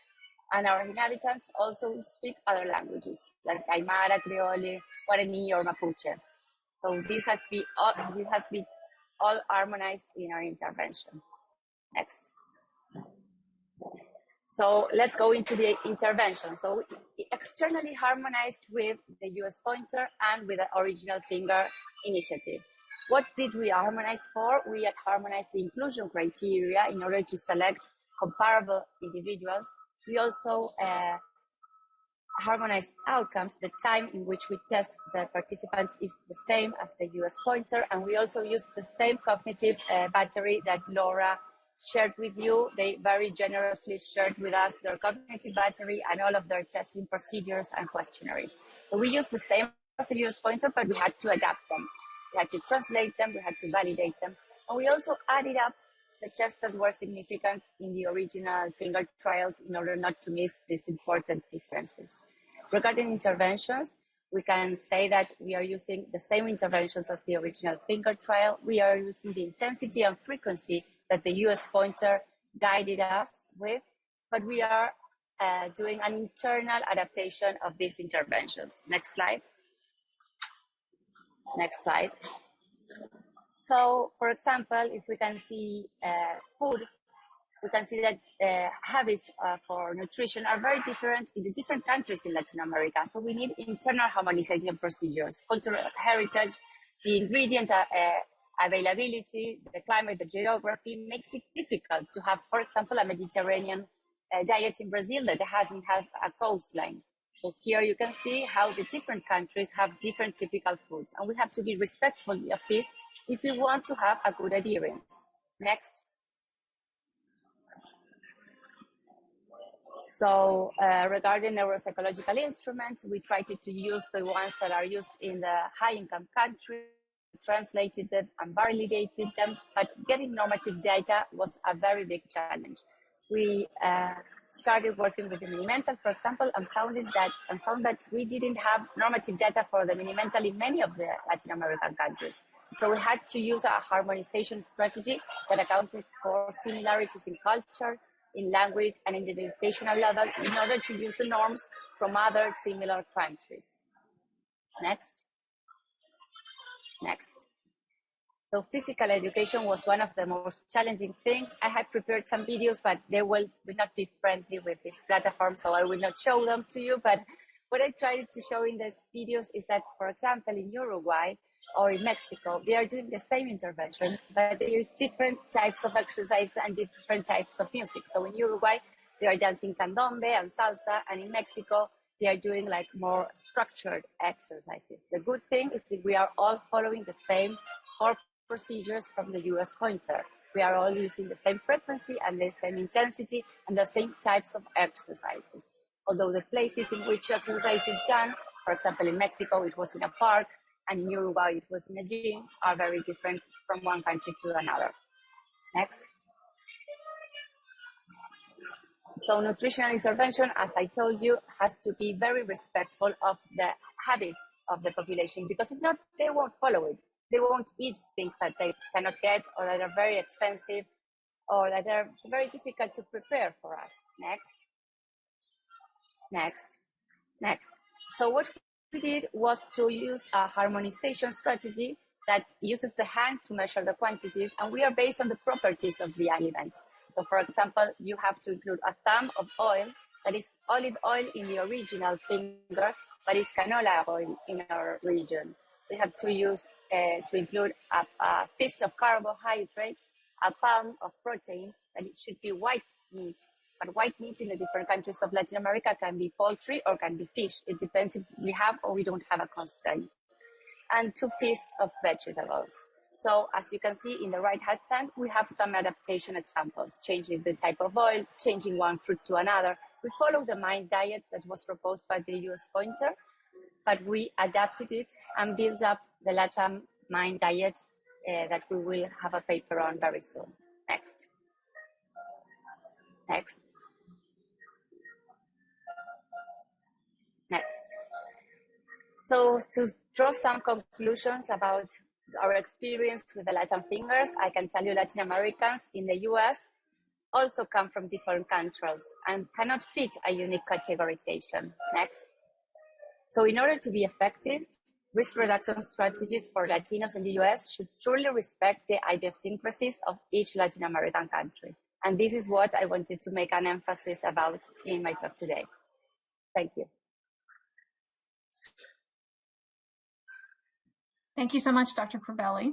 And please hang out just for a few minutes. We got one more presentation for the panel, and then we'll move into Q&A. Our last presentation comes to us from the Netherlands. Dr. Kay Dekkers is an assistant professor at the Faculty of Health, Medicine, and Life Sciences at the Maastricht University in the Netherlands. And Dr. Dekkers is going to talk with us today about a dementia marketing communications campaign that they are running in the Netherlands. Dr. Dekkers? Yes, thank you very much for the invitation. Have a lovely afternoon, have a lovely evening here in Europe. Today I'm going to talk about our public health approach, focus on dementia risk reduction. And we always, as a research group, want to focus on the positive. What can we do to make people aware of the relationship between lifestyle and brain health? So that's the idea that will be the focus of my talk. And the first slide I want to show you is the scientific foundation of our approach of our campaign. It's based on a dementia risk score called the Lifestyles for Brain Health score, LIBRA. It's based on the systematic literature review and Delphi expert study already from 2013. So it's more than 10 years ago that we came across the literature. We asked experts in the fields of dementia risk reduction, what would be, according to you, modifiable factors that people can do something on their own by changing their lifestyle or together with a physician, with a general practitioner. And so we came across 12 risk and protective factors that can be seen in the pie chart. So the usual suspect, hypertension, smoking, cholesterol, physical inactivity, but also depression, high cognitive activity, being mentally active in life seems to be really protective for your brain health. So we summarize that in a profile that we give to people to give them insight in their potential prevention. So that was the idea of this LIBRA score, to give people insight in their own brain health profile. We also use it as a prediction score. Please note it was not developed as a prediction score, but we use it as one. So it's not the best prediction score, but we use it. And it's now used in several cohort studies across Europe, across the world. And we validated against several outcomes, so cognitive performance, dementia risk, but also MRI markers, for instance. And what we saw in all of these cohort studies, we saw the same results. So if people have a higher Libra score, that means that they have a higher modifiable dementia risk. We see indeed that they have a higher incidence of dementia, that they have more cognitive decline over time, and that there are more markers of brain atrophy, what we can see on MRI scans. Next slide, please. What we also saw in the seminal finger trial, what was already explained by my previous presenters, is that we also saw that this Libra score is sensitive to change. So we used it as an intervention outcome in these trials, and we saw an intervention effect on this Libra score. So that was, of course, for us as researchers, amazing that we see that an intervention trial also works on your modifiable dementia risk. That's, of course, what we hope, but we saw it also in the data. And now this Libra score is used also as a secondary outcome in several ongoing intervention studies. And of course, in our public health approach that I will explain in a few slides, and our app that we developed to raise awareness about the potential of brain health and a brain healthy lifestyle. What's really amazing is to mention to you, and you are the first ones also to hear that we're now updating this Libra score with 3 additional risk factors. Hearing problems, what already was mentioned also by previous presenters, sleep, and social interaction, social context. Your social network is also really important. So we now 15 risk and protective factors what we can use to involve or inform people about dementia prevention potential. Next slide, please. These are some of the examples of the scientific articles that we used or that we presented to the scientific community. So it's the paper from 2013, 2015, that's the foundation. We saw that we saw an intervention effect on the finger trial with Libra score. We used several follow-up studies, for instance, a 30-year follow-up study with dementia as outcome. In all of these studies, we see the same pattern. Higher Libra score means higher incidence of dementia, worse cognitive performance, etc. And now also we're using this Libra score in public health campaigns. So we think that there is sufficient evidence to inform people about this relationship. Also, we don't have the evidence for randomized controlled trial for some of these factors. For some of these factors is also not, we cannot perform a randomized controlled trial, but we think we have sufficient evidence to inform people.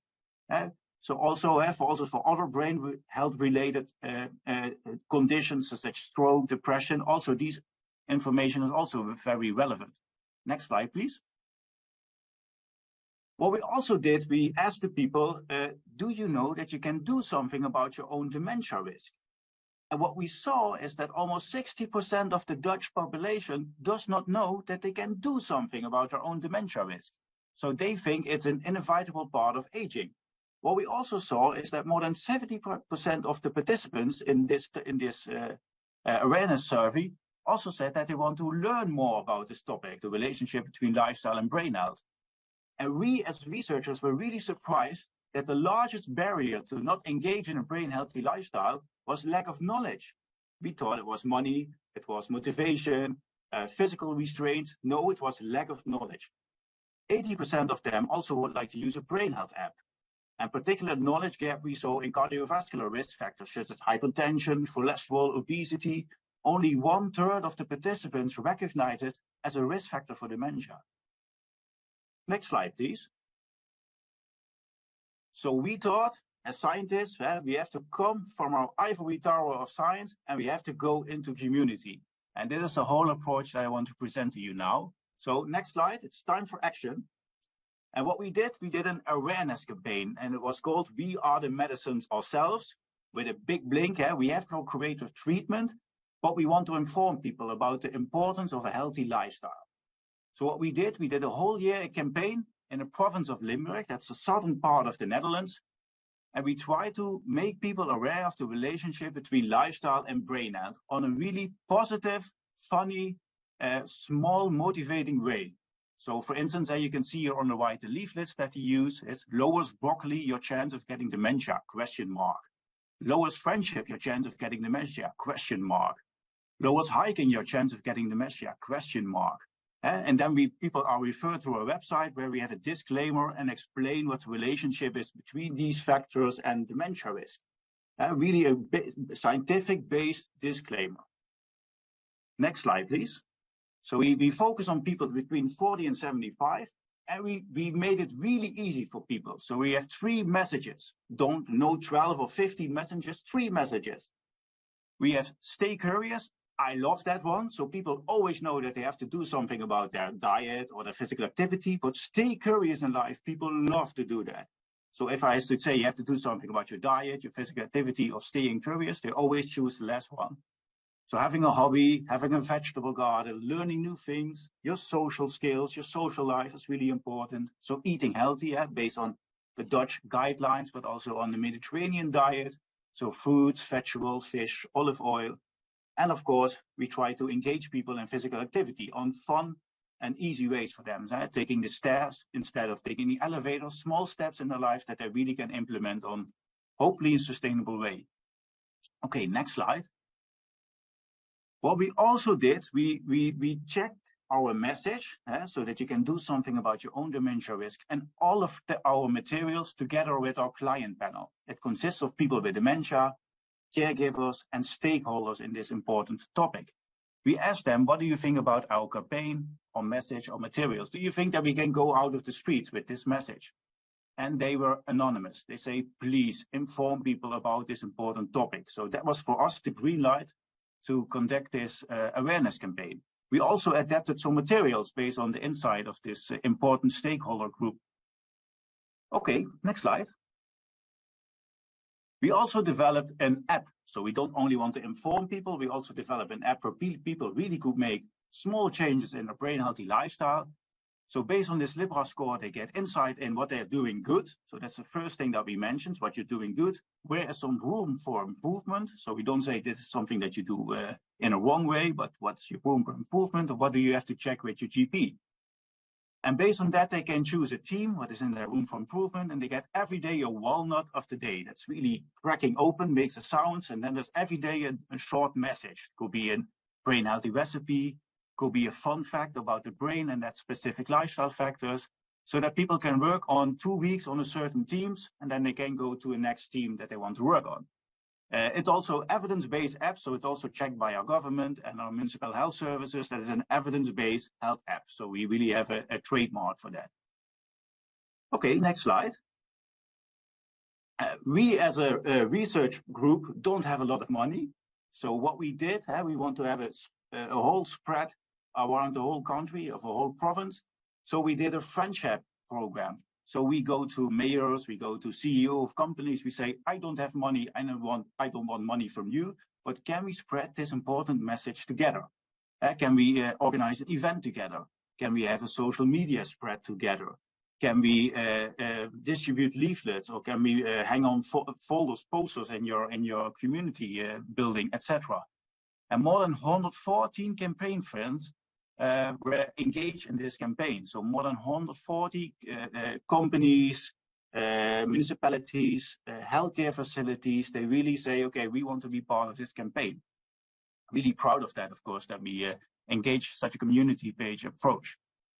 Okay, next slide. These are some of the examples of what we do. So we have a campaign for a whole year, and every week we had an event. Could be a workshop, could be a lecture. We're playing soccer together with seniors.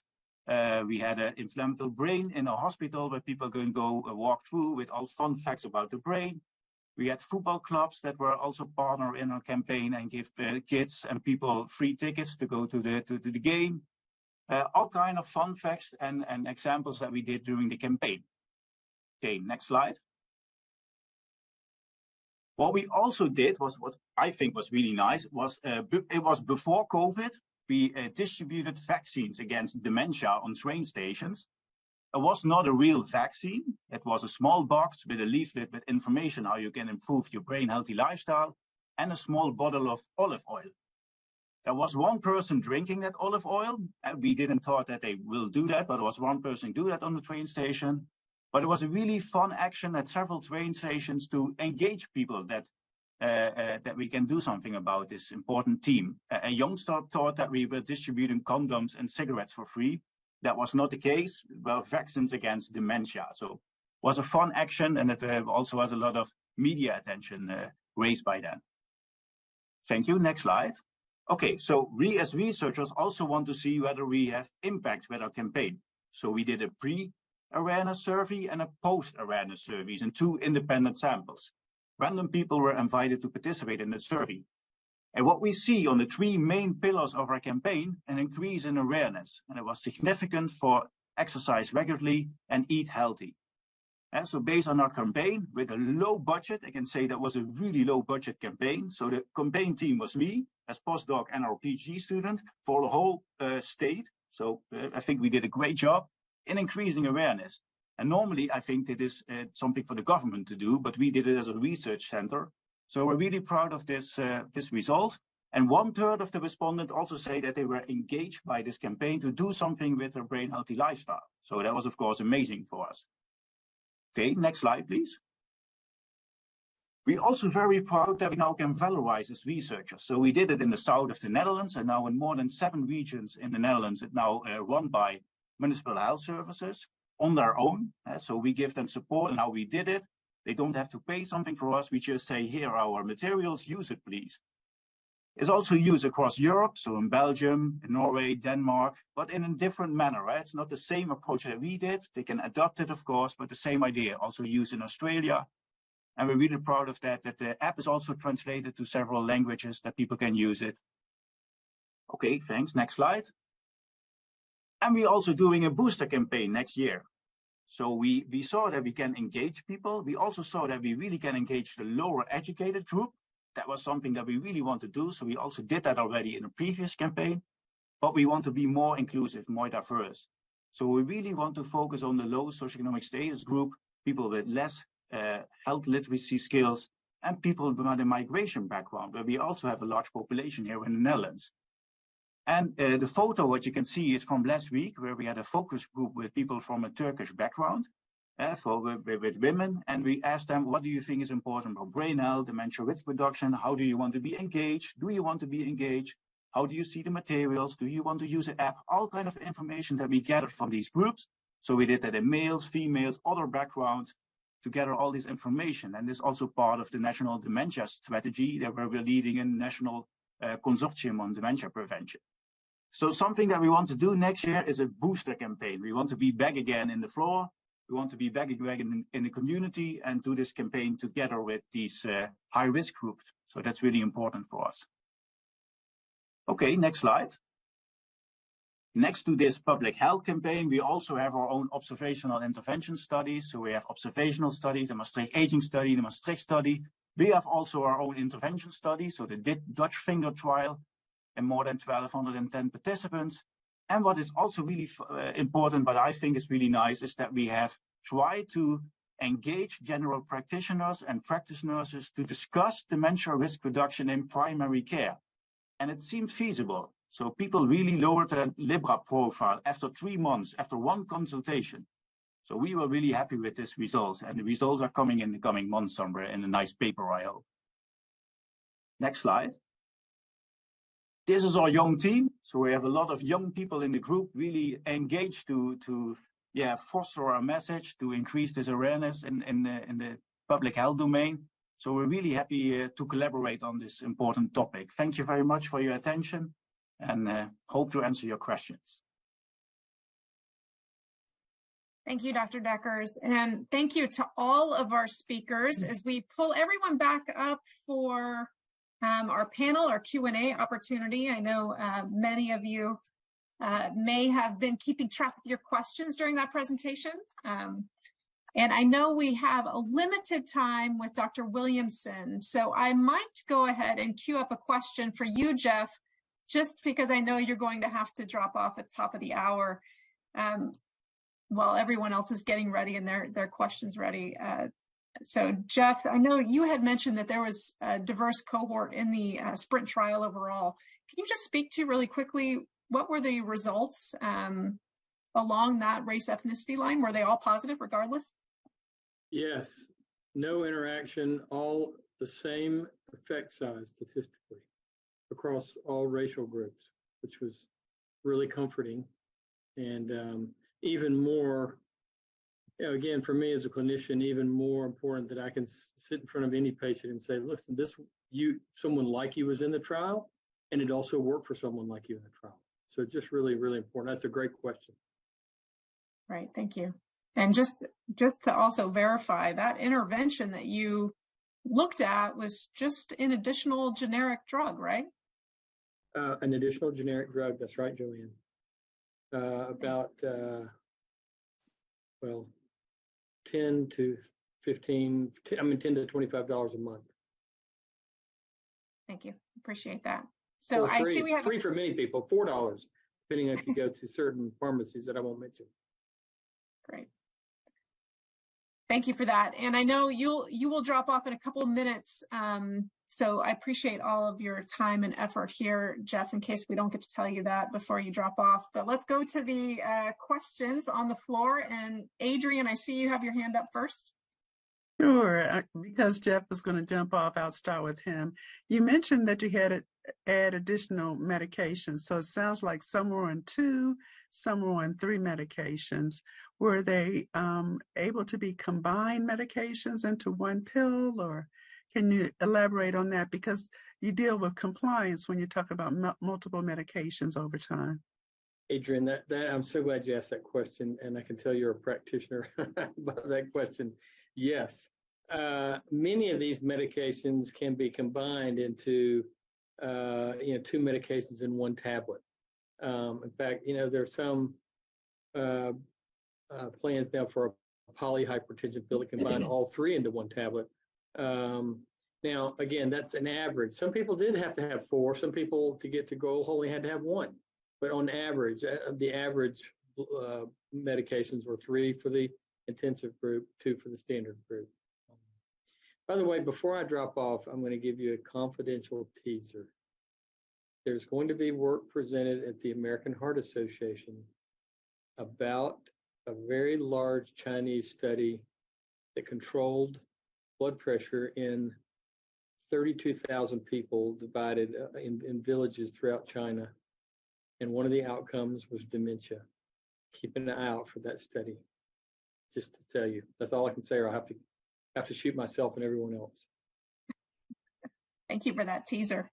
You may have shared that with a couple of your closest friends out there on the live stream as well, Dr. Williamson. Oh, that's true, but it's okay. They'll be watching even more intently. That's right. Helen, what's your question? You're on mute, Helen. Thank you. Could you please, for the general public, explain any correlation between cholesterol levels and hypertension? Oh, another great question, Helen. I should have paid you to ask the question. So again, with the Alzheimer's Association and with the National Institute on Aging, we have one of the largest studies in the world going on looking at what's the benefit of lowering cholesterol in people over the age of 75 who don't need it for having had a prior stroke or heart attack. About 25 to 30% of people are on a cholesterol lowering drug after the age of 75 and they never had a stroke or heart attack. We don't know if it's helpful or harmful for them. So that question is still out. Many of those people, of course, will have hypertension as well. So tune in about 6 years and I'll tell you the answer. Thank you. Sherry? Yes, and thank you all for the wonderful presentations. And, part of what you presented, starting with Jeff, was, the drifting of blood pressure upon conclusion of enrollment. And it just triggers the differences that may exist between, trial environments and actually practice environments that aren't in trials. So collectively, what actions could you recommend that will help us better translate the evidence into better practice, better care, and better outcomes? So thanks so much. Over. Sherry, that's a great question. I think we could turn it over to every single one of the trialists who presented here. Jeff, would you like to start since you got 2 minutes? Well, yeah, another great question. I think A lot of this is really related to practitioners' lack of willingness to focus on all this. And I think, Sherry, the healthcare system itself has itself to blame a lot of times. Even when we, go back and ask people, why did your blood pressure drift up? They say, well, my doctor just didn't do anything about it, didn't keep monitoring. And so I do think that, the other work that was presented outside of my work on this showed a greater tendency to help people own their own health care. I mean, I think people should own their blood pressure. Most people know their cholesterol and they do something about it, especially in blood pressure. We've not done that. And I think we need to move away from this just being, okay, it's a health system privilege. It's a partnership. So we need to do more things. And it's the partnership incentive is different for different people, different cultures, different backgrounds. So we've got to do a lot of work in that area. How do we help motivate people? I was glad to see, I know the Indian Health Service was on, but I've been talking to them about how do we partner with the Indian Health Service to help those be motivated to control blood pressure, probably different than my family, but still we all have the same goal. So we've got to do a lot more work in this area, Sherry. But I'll just be honest with you, Sherry. One of the things to help all this would be to help regulatory agencies actually put some teeth. We put teeth into nursing home regulations and they've changed. We've really not done this with blood pressure. And it's because, frankly, a couple of medical societies refuse to budge on their guidelines, despite all this evidence I showed you. So we've got to get professional societies on the same page. And then we need to have regulatory agencies put some teeth in our in this metric.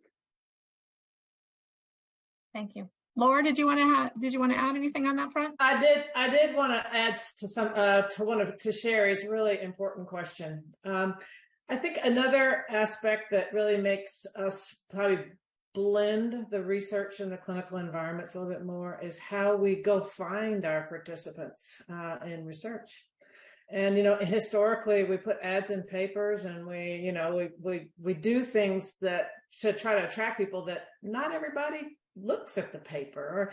So I think what we're learning is what's most important is we get in the communities, we work with the community ambassadors, we get to them to make sure that the research is represented, but also that we give back to that community. And I'm going to say in Pointer, we had an extensive grassroots outreach, and we were in the communities, the ambassadors in the community were gathering people who would have been left out of research in the past. And I'm hoping if we can, as a nation, move in that direction, we'll have less of a chasm between research and clinical care.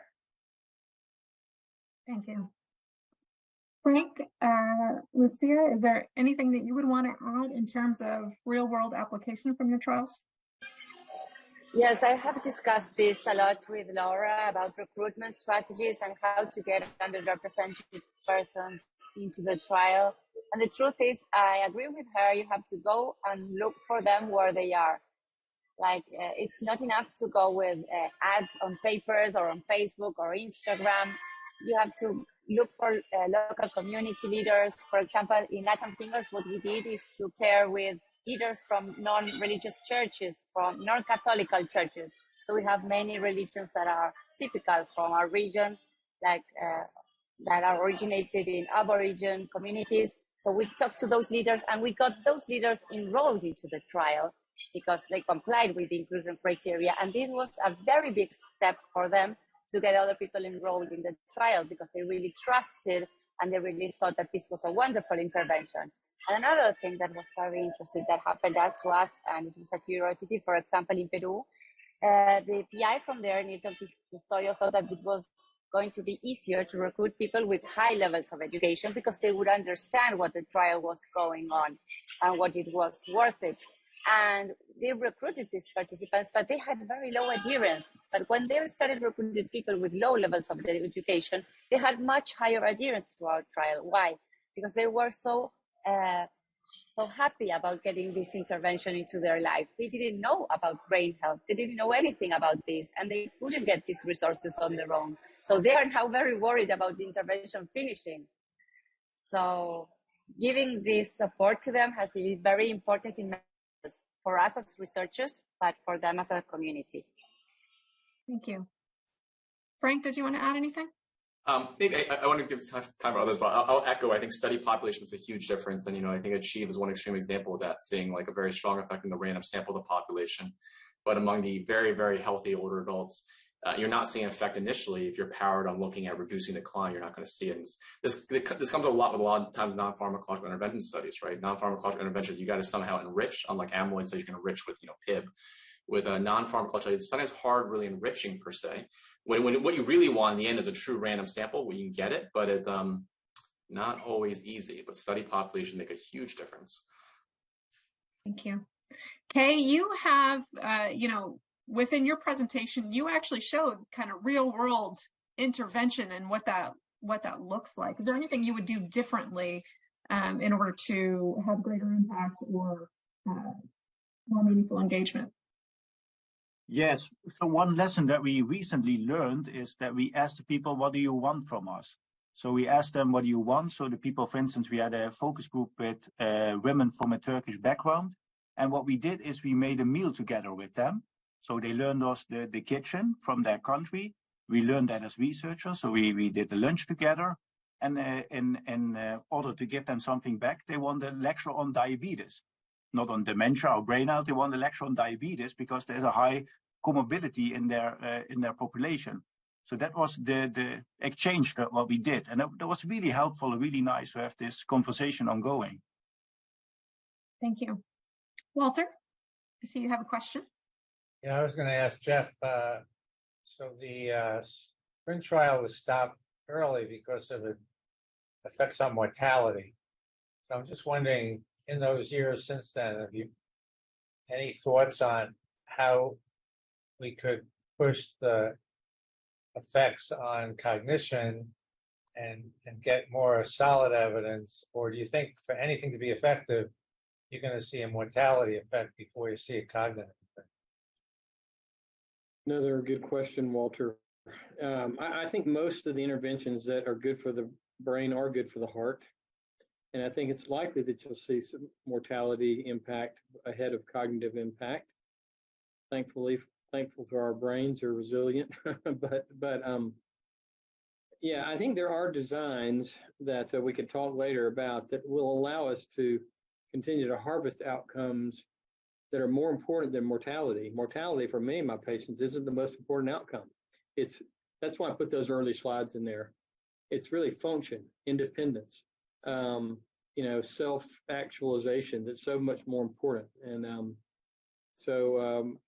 many of my patients, some in Sprint would say, the worst possible outcome, Dr. Williamson, is that you keep me from having a heart attack, but I get dementia, and so, or you keep me from dying and I have but my brain is not alive. So I do think that there are designs, research designs that can leverage and answer the question that you're talking about.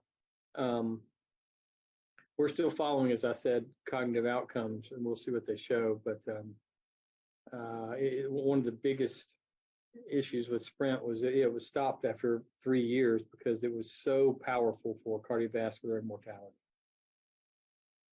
Thank you for that. Adrian?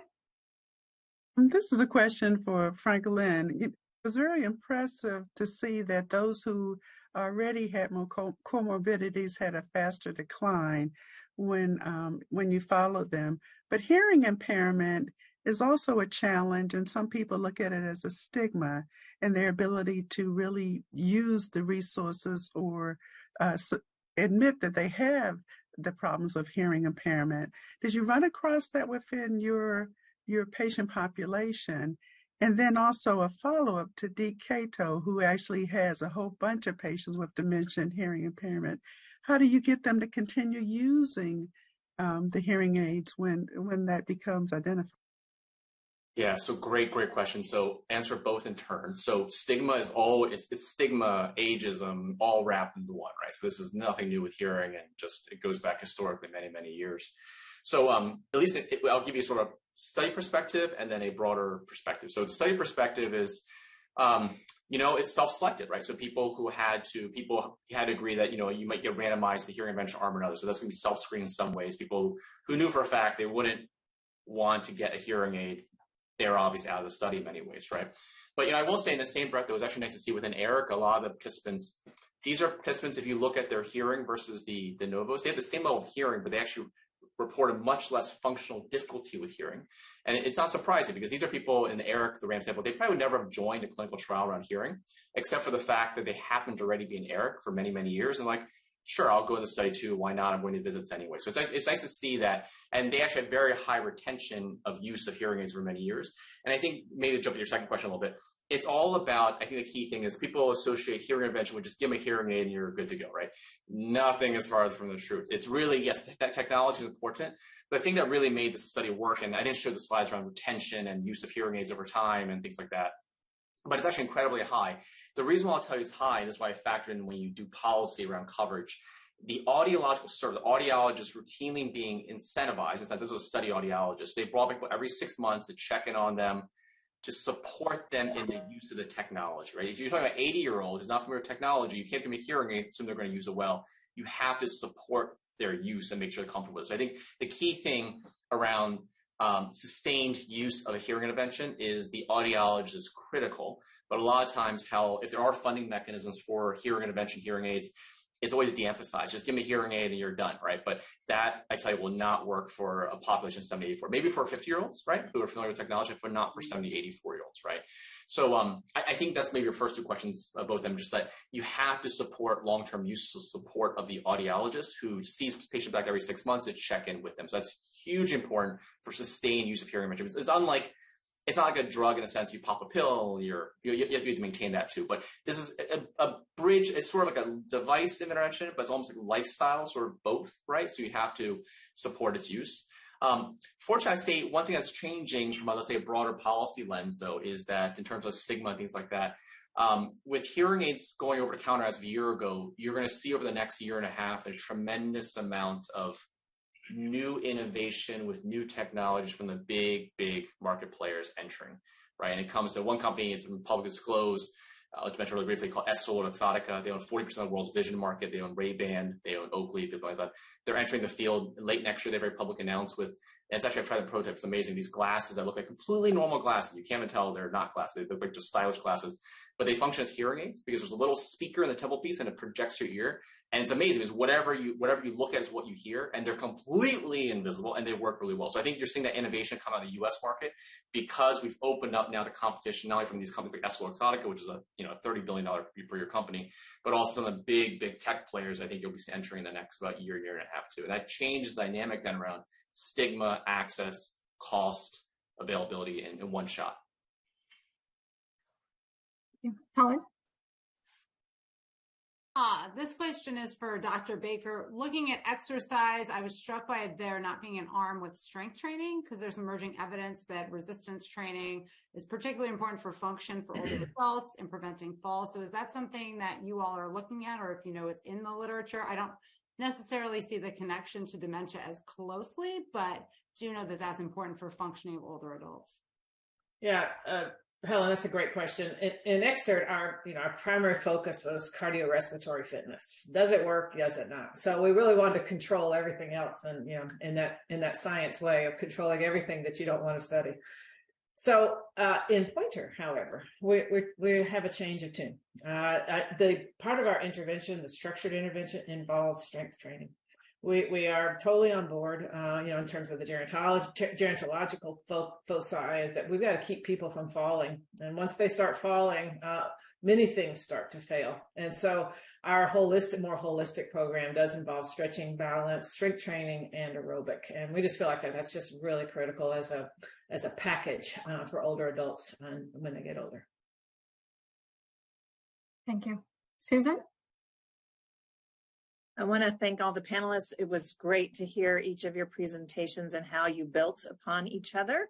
I'm just thinking about our nation's area agencies on aging and how this can, the intersection between cardiovascular health, diabetes, and our health promotion programs. And what you're describing is emerging evidence, and often we're only able to work with evidence-based programs that are in existence. So I just encourage the intersection of this work. And I love with the US Pointer study, how the YMCA was a key community partner, and I see the area agency on aging as a similar community partner with the health promotion activities, but also our senior nutrition program. So much of what I heard really fits in well with our senior nutrition programs, and a lot of opportunity to do this education in those settings.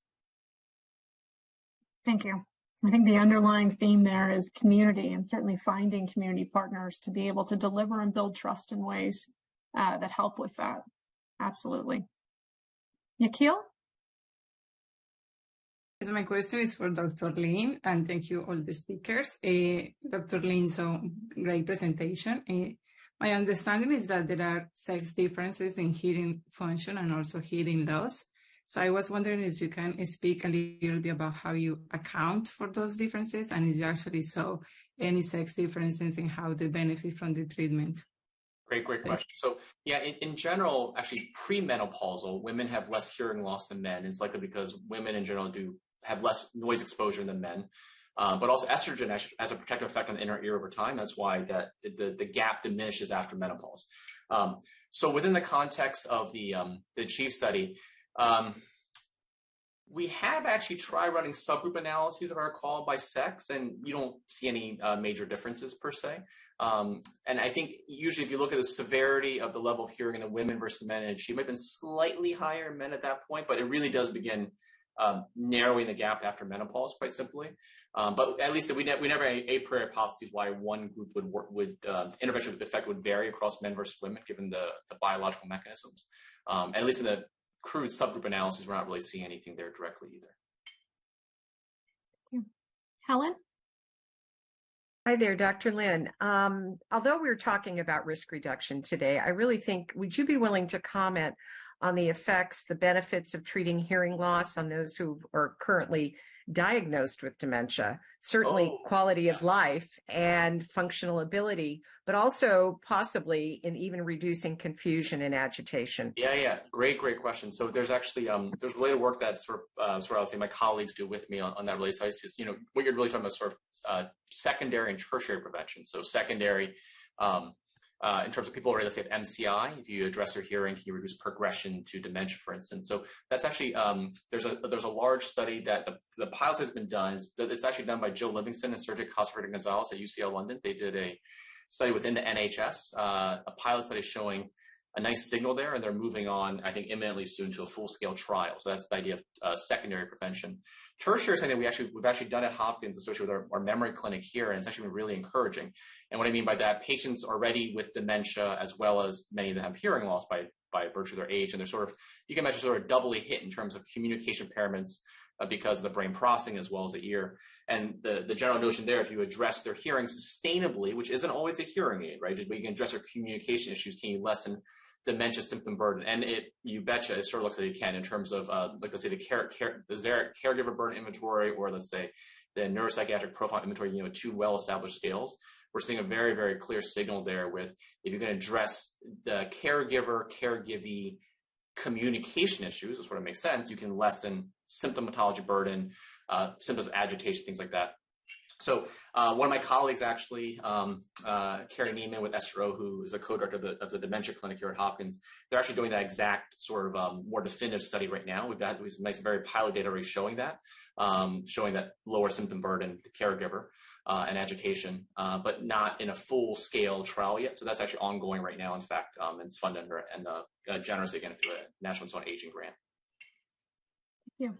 I think we have time for one more question. Fawn? Thank you. I also want to just echo my thanks to all the presenters. I really enjoyed your presentations. And one question that comes to mind, particularly for those whose interventions persisted throughout the pandemic, I'm curious if you all have a sense of whether or not or to what degree caregivers were involved or caregivers were supporting the level of adherence when I think about taking medications, when I think about attending appointments and all of the things that caregivers actually do to support those with cognitive impairment or those who are farther along, maybe in dementia particularly. I'm just wondering if there is a sense of what degree caregivers were involved that may have been helpful or a hindrance if there's any indication of that. For excerpt, I'm happy to weigh in. Hi, Fawn, how are you? So all of our folks had mild cognitive impairment, so they all needed help. And our intervention just happened to be one where the caregivers were happy to get them involved. And it was not always easy. I mean, everybody's at home, everybody gets tired of each other, right? And so there was some challenges, but our caregivers, we got many emails from our caregivers saying that, it is that our regular contact with the participant and the caregiver was what helped them get through the pandemic. And so and that may not be true for all studies, but ours is an exercise, a lot of hands-on and get outside, and their mood improved. And so there might have been some side effects that were more positive for the caregiver. But I do know it was, they did have to be involved, but our intervention is one that they wanted to support. They saw a difference in their significant other. Anybody else want to comment on caregivers within their study? Okay, hearing none. Adrian, one more question. Yeah, one more question. Really wanted to compliment Lucia in terms of bringing in that many Latin communities together and really showcasing to us how we can actually modify the intervention to adapt to all of them, because all of them are in the U.S., right? And so that's going to be very powerful for us. I have one question. When you use the category of mestizo, is that the same group of people in every country, or maybe of native descent or something? Could you clarify that from your slides? Thank you. Yeah, so what we use to describe mestizo is a mixed race of white and Aboriginal population. So Aboriginal population is different in different countries of Latin America. Thank you for making a note about the trial. Yes, it has been a very nice effort. We have had a lot of support from the Alzheimer's Association, not only in terms of funding, but also in logistics, and a lot of support from the US trial to make this successful within Latin America. So that is great to have this opportunity to tell you about this and how maybe you can use it in the US. Thank you. Nikhil, this will be the last question, and I'm going to turn it back over to very our quick, leaders. Yeah. Super quick, I promise. Just like a follow-up to what Adrian was saying, just because they say, like, it's true that we have people from all these countries in the US. And one of the things that they have in common, as Lucia was saying, is the language, right? They may speak Spanish or they may speak Portuguese. So the question for all the speakers is like, are we actually making the trials available for non-English speakers? So are your trials actually accommodating the ones that don't speak English? So just a general question, because they may actually prefer to be tested in Spanish, so they may prefer to be tested in Portuguese or in any other language that is not English. Thank you. Thank you. Any follow-up comment on that?